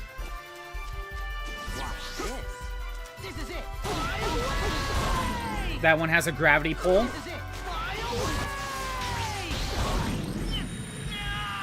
I'll do that again. I didn't do a super.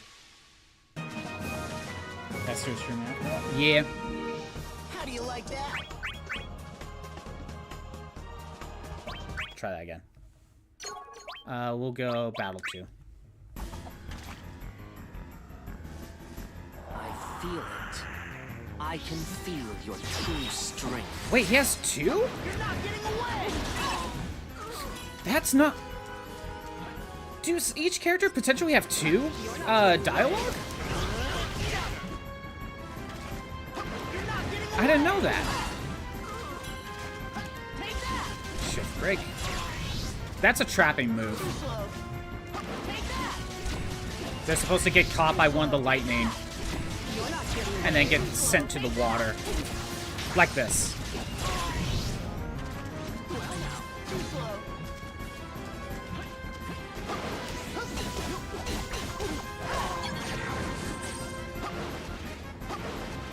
Alright, we're going for super.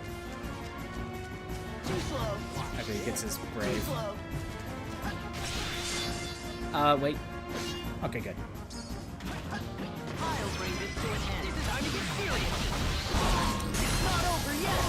Also, we are a monkey man. So is Kuja.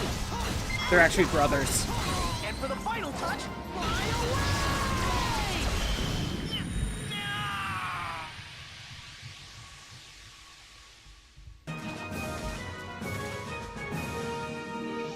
yep, that's how you do it.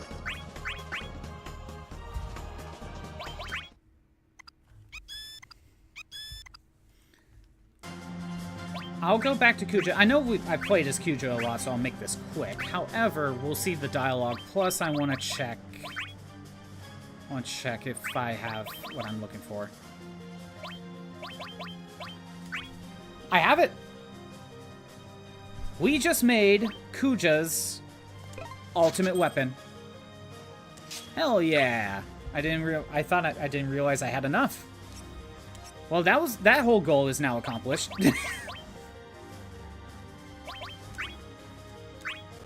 So with Kuja's ultimate weapon, he gets a lot of stats, but he gets a little bit of EX Force absorption and a back to the wall effect. Back to the wall, I believe, is your stats go up if you're near death. Crit rate goes up when near death, yep. Well, I might as well just show off all of Kuja's dialogue and show off other characters, you know? Might as well. Well, that was the entire point. By the way, if you saw that little achievement, P-chan, that's not a part of the actual Dissidia, like, mainline Dissidia. That is, retro achievements.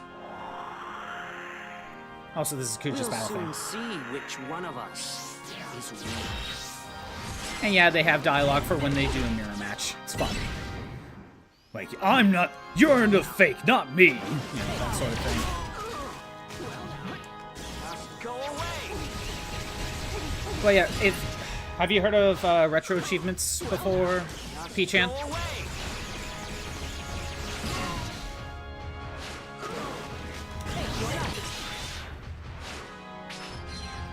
At this point, I'm just going for the kill. We've already seen the super. Not yet, not really? So in my About page, there is a link to my personal page for Retro Achievements, but Retro Achievements is, if you play older games through emulators, it's a fan-made achievement list for games. So you know how, like, you play a PlayStation game, you got the trophies to get? You could get trophies. Or Xbox, you got your Xbox achievements. Fans give achievements to older games. That's what Retro Achievements is.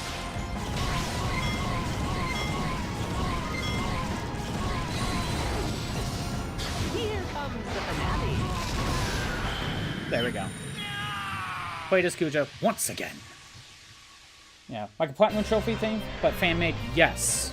So, you know how, like, Super Nintendo never had achievements because that just wasn't a thing until PlayStation 3, Xbox 360? Fans have given older games achievement lists. And by the way, we're moving on to Tidus. Tidus is the third top-tier character that I've read online. That, you know, it makes sense why. He's very annoying. I do have a link to my personal page in the account if you're interested in taking a glance. Otherworld, Battle Theme, Fight... Oh, I like all of these. We'll do Fight with Seymour. Simpletons like you amuse me. So let me show you why Tidus is annoying. Here's his Brave attack, his forward one. It's a dodge first and then attack. That's why Tidus is tricky. How's that? Here we go. How's that? Now. See ya.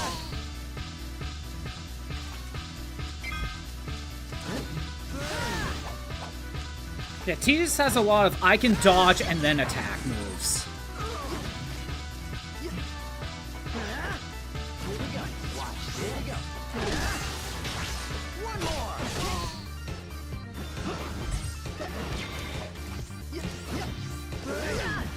Here we go. What's his last one? Oh yeah, it's that. He got some Tsuken.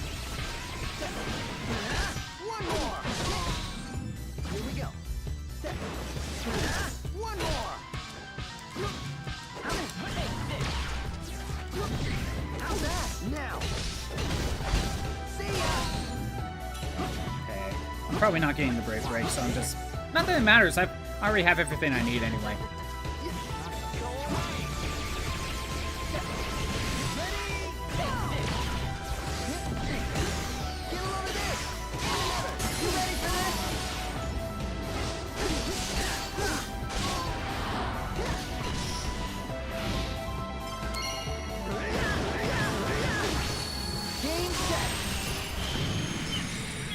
Oh, by the way, some of these later Final Fantasy characters, their supers are, they resemble how you activate their supers in their game. So, Tidus had the super where you had to time the button press in the middle. That's how it is in Final Fantasy X. So some of the later ones have that sort of aspect.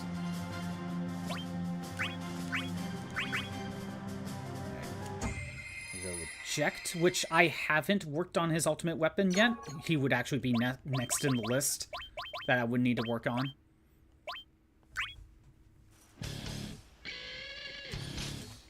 Not an ounce of grace in you. Jekt is your pure Unga Bunga physical attacker. I will break through some of your attacks to just go and hit you. Hell, I can even break through some of your HP attacks with this shield.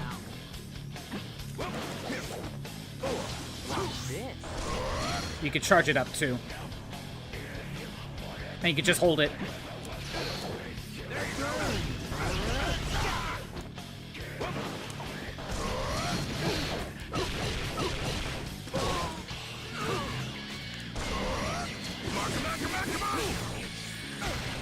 Let me see if I can do this right. Nope.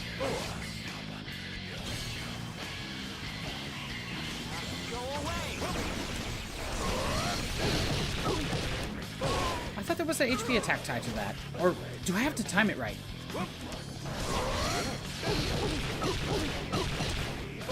I don't remember. I thought there was more to that. Do I have a forward? No, it's just the two.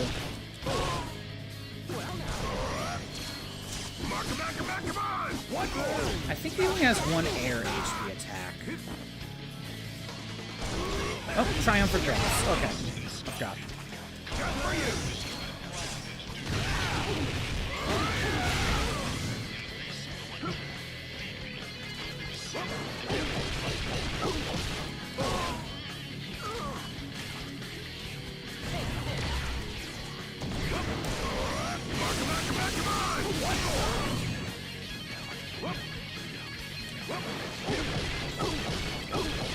You know what? He probably has other moves, but I haven't trained him up that well. So I need to, like, work on his abilities.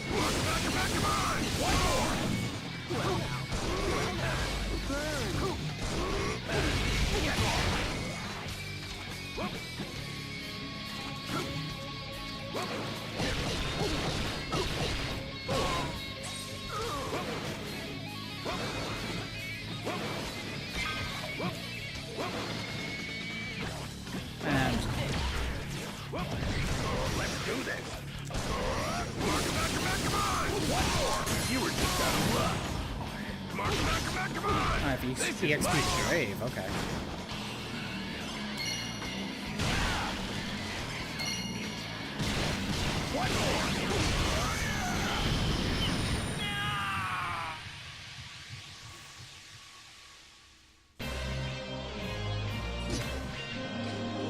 I'm just getting started. I think we have two more. Two more in this. Shantoto from 11.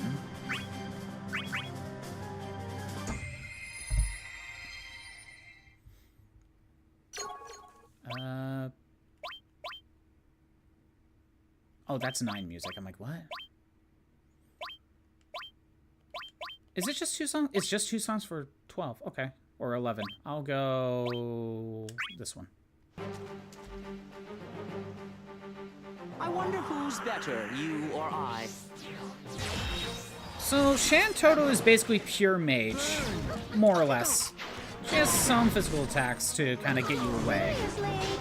That's a movement stop. He can't move from there now.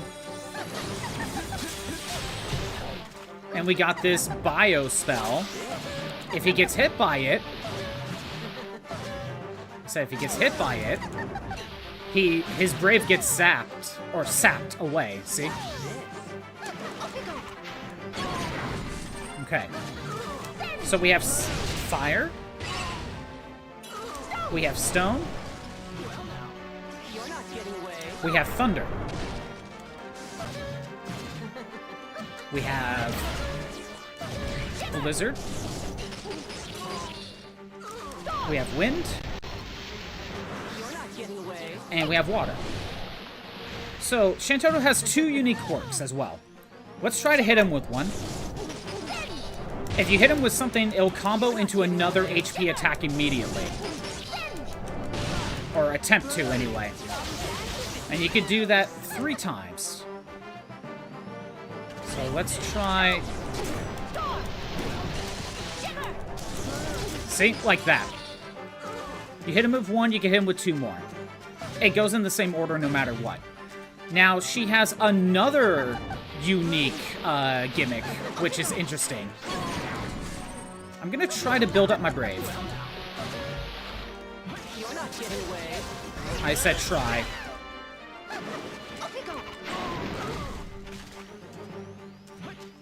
Again, I haven't worked on her yet, so not everything's like maxed out for her. Combining effects, basically, kind of. Basically, if she hits you with 1 spell, she can hit you with 2 more. You know, keep the attack chain going. It's kind of a combo thing. But if you miss, you're just kind of standing there, out in the open, as most mages. I'm trying to get my Brave up, because she has another factor for... she has another gimmick.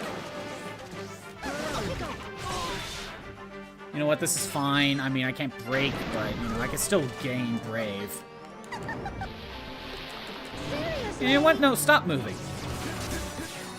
You're not allowed to move now. Seriously? Seriously? Now, you gotta be careful about the bio spell, though. It can be sent back to you.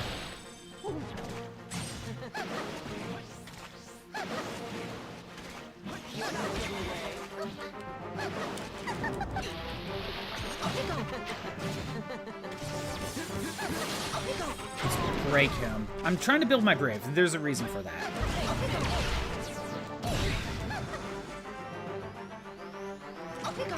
Damn it. I was hoping.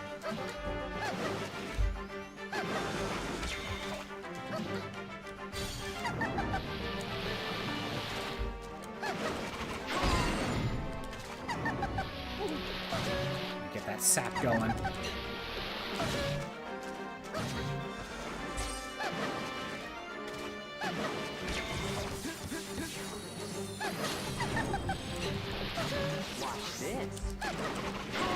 I don't play Shantotto as much. Okay, we have a lot of Brave now. So let me do my fire spell. Or ice. So you see how the attack changes? The more Brave you have, you use a stronger spell. I might as well play again. I didn't use the super.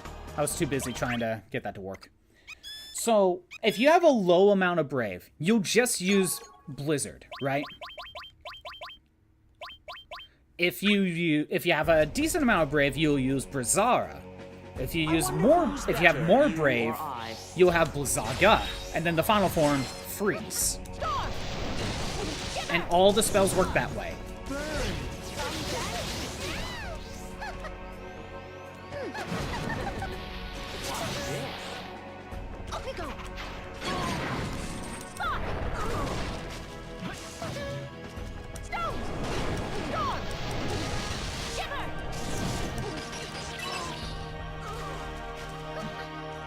So she's way more dangerous when she has more Brave. Because the spells, like, have more stuff to them. Like, the Wind has way more gravity pull than what it is now.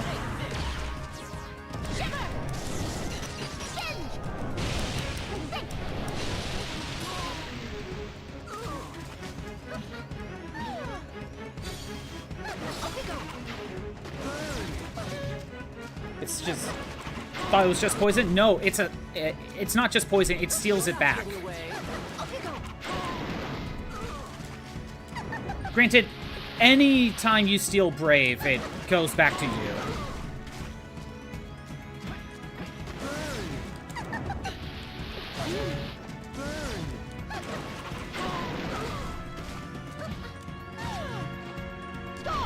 Okay, we're still on level 1 variants. I think it's when you get to 2,000 Brave? Okay. Oh, it's still Arrow. Okay, I'm just gonna go for supers.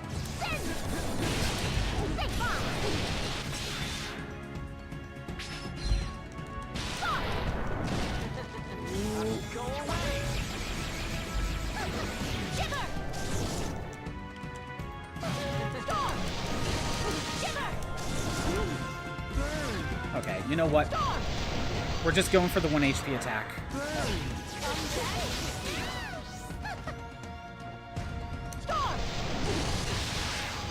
Aw, damn it, I wasted it. Okay, never mind. We're not done yet. I want to show her super.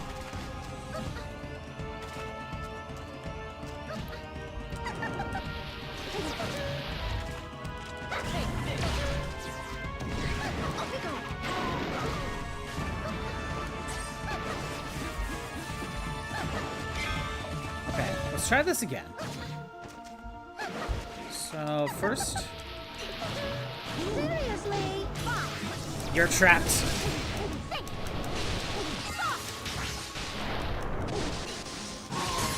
Okay, you gotta do this in the right order.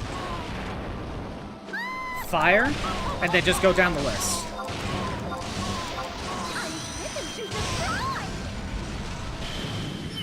Yeah, for that super, find the fire one, and then just go down the list.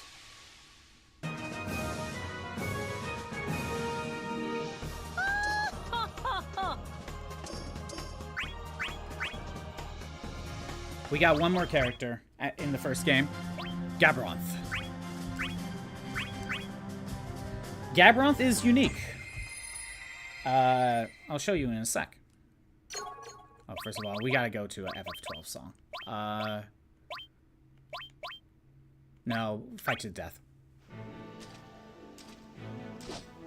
Will you wag your tail for me? So, Gabronth has a unique ability where he cannot use HP attacks. If you attempt, you charge your special meter. And his other brave attacks are just get away from me moves. And to give you a lot of these orbs to help fill up your brave meter. Or not brave meter, your EX gauge.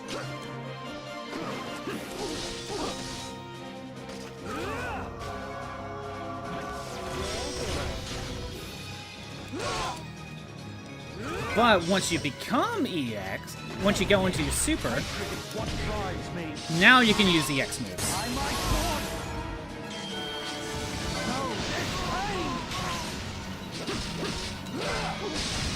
Take your last breath. Surrender now to oblivion!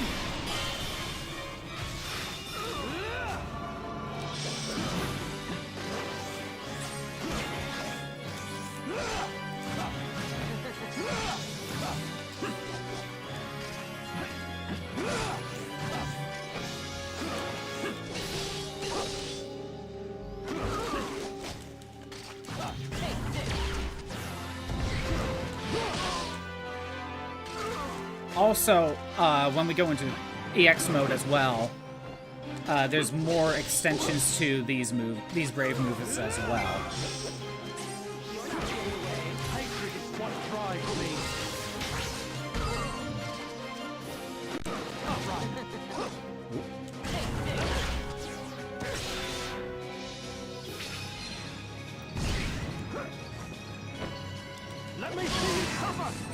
Oh, I must have changed them up. Oh, I barely messed with them either, so.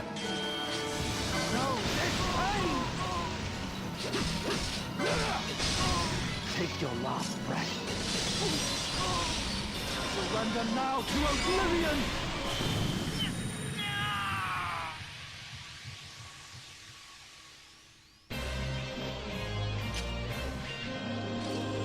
Even a stray has pride. And that is every character in the first Dissidia game. Has every character. In the second game, they add more, like 10 more characters and a few more stages. Oh, by the way, you know what? We'll do one more. We'll do one more fight. Let's...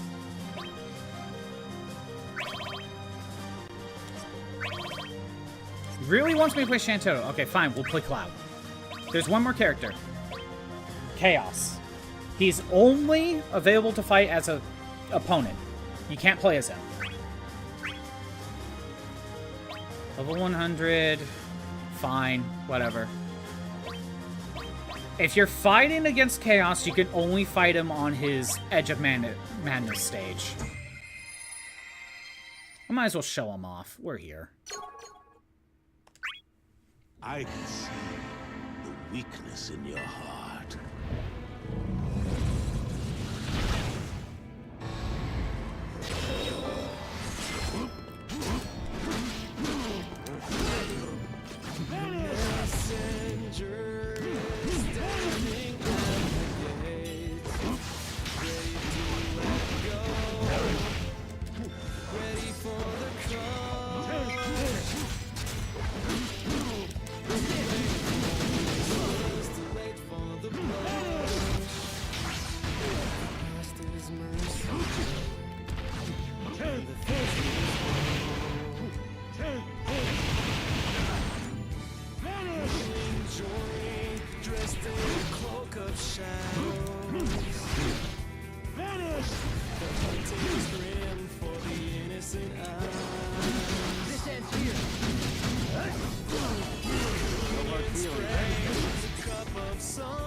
Also, he doesn't have an EX mode. I mean, he does a super move in Phase 3, but in this fight, he has no EX gauge. No hard feelings.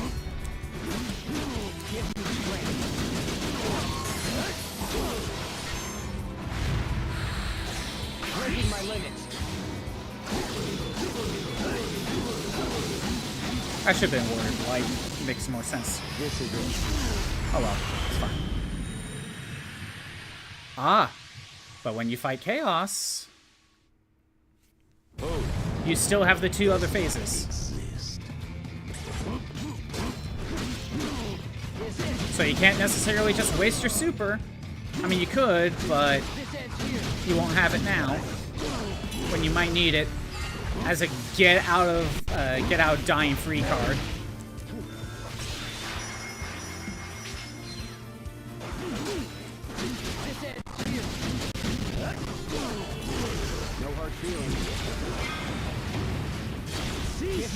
Like here.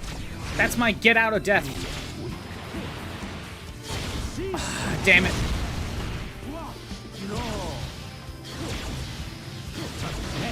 Damn it.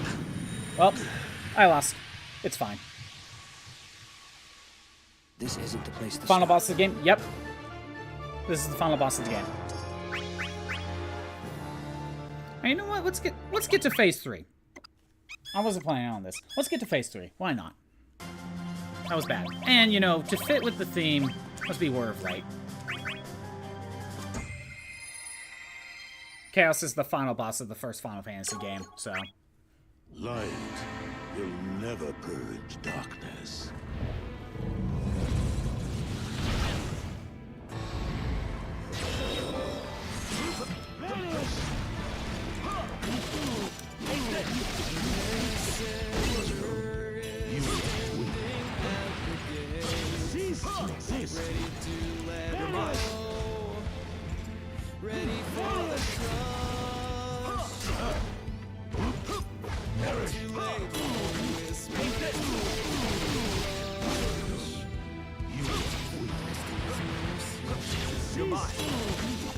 So when he does that move, it's best to stand still.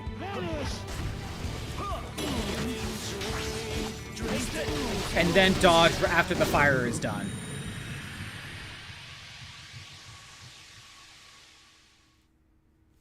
Hope does not exist. Prepare. Prepare.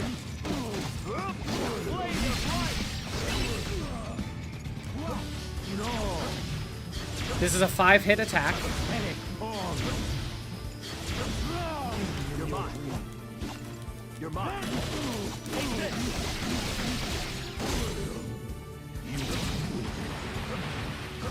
You're mine. I don't know if I said it earlier or if it's not obvious. Whenever someone does an HP attack, the attack name pops up on screen. You're mine. So that's how you can tell the difference between an HP attack and a Brave attack.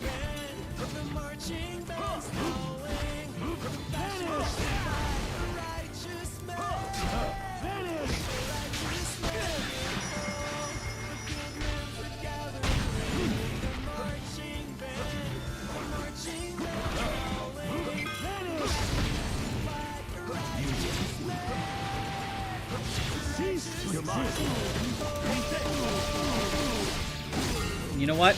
I'm using Omega. I don't like that.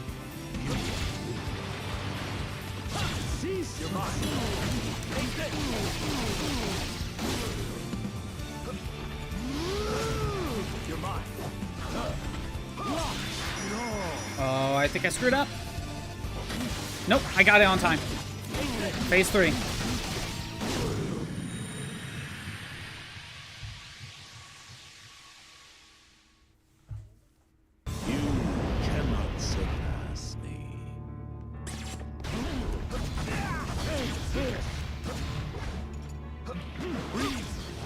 Oh, come on. This one? You're really going for that?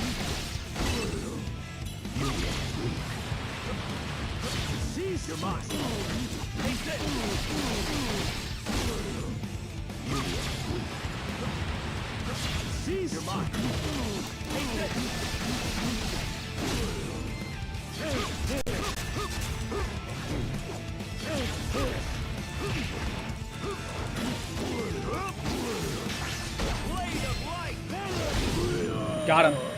He didn't even use his super. That's how much I won right there. Got him in a lock. Okay, well. This victory will be remembered.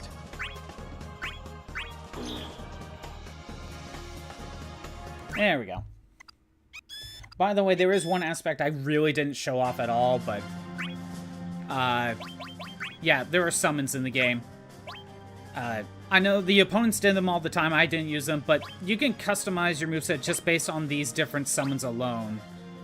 You know, I'm not going to go over them, really, but, like, there's a lot of summons in the game. I'm just going to slowly go through. Just to kind of give you an idea of how many summons there are in this game. But no, this is a great fighting game. I loved playing this back then. I didn't really have too many people to play against, but I played a little bit of multiplayer here and there. And then these are auto ones that work automatically, but they're not as good as these ones. I hope you can see why I enjoyed this game. But that is about all I'm going to do today. Oh, by the way, if you go into story mode, you can see there's a bunch of options here. Just to kind of give you... Okay, to give you an idea of what story mode is like. Because it's a little different. I'm not going to do too much. Again, get the second game. If you get the PSP one.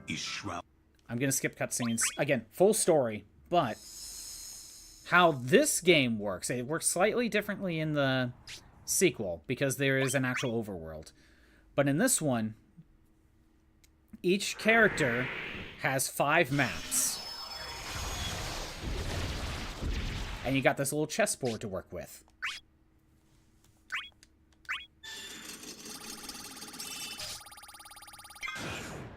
So you see how I have destiny points on the left? Each move costs a destiny point. And you could choose to attack any of these guys. But if I were to go... That's the boss over there, but you have to beat a certain enemy to unlock this. If I stand here, I can fight all these guys. That's fine. I'm just showing. If you beat this guy with a critical hit within 10 seconds, you get 1 destiny point to work with. And if you stand in an area like this and just win, you get in a chain. It's a thing. We know how this will end. This will go quickly.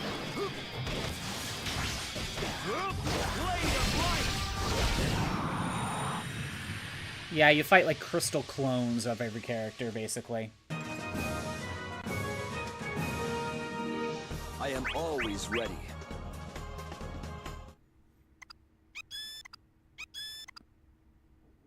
But because I fought the enemy standing there, I am forced to fight these two.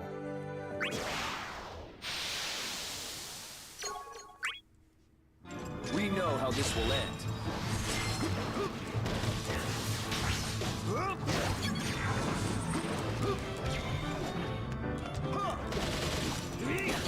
There's the crit.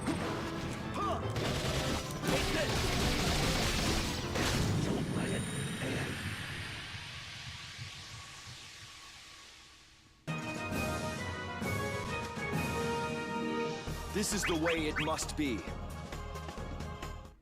Again, these are like level 1, so like the first map is like super easy. And yes, I have to fight this thing. Another enemy spawned up there when you kill certain enemies. I can take you on if you wish.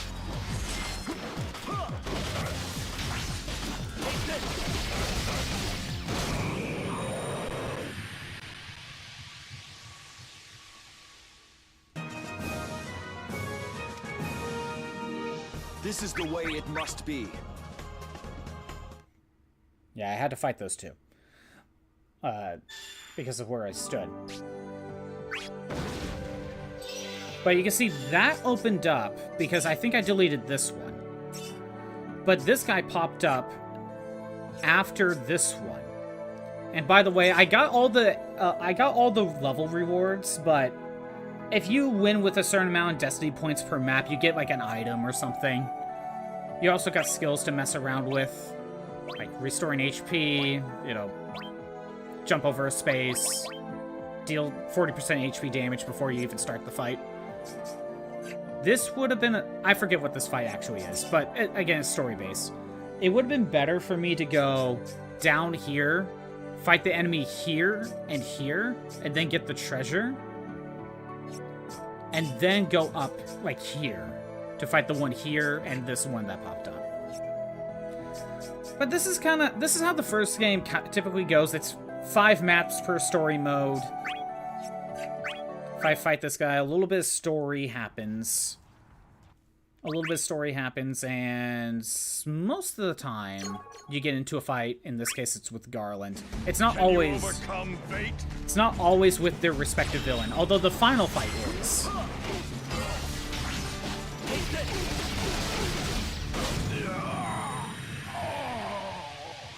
That's just kind of how these go. This is the way it must be.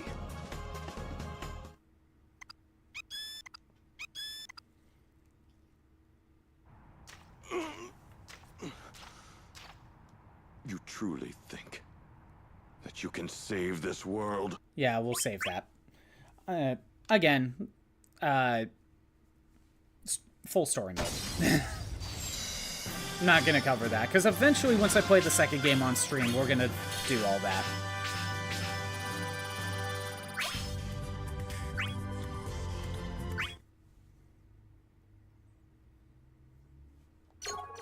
Then you get to the next set. A little bit of story, dialogue. He's talking to a couple characters. I'm just skipping some stuff. And another map. This is typically how it goes in the first game. It has this in the second game, but there is an overworld to explore as well. But I think that's where we'll leave it. Thanks for everyone who showed up. I am doing these streams Monday through Friday at noon Pacific time. If you want to see the old streams that are not on Twitch anymore, they're on YouTube at ScottBot64 Stream Archives. There's a link in the About page. Starting tomorrow, we are playing Fire Emblem 6 with audio scuff. We are playing Fire Emblem 6 with no promoted units. And then Wednesdays is also back to Final Fantasy 14. Wednesdays is Final Fantasy 14. The rest of the days, not Final Fantasy, Fire Emblem 6. Anyway, I'm just gonna call it. Thanks for the stream. I'm gonna try to hop on tomorrow. Yeah, I hope you stop by and enjoy these streams. Anyway, have a good day. Later.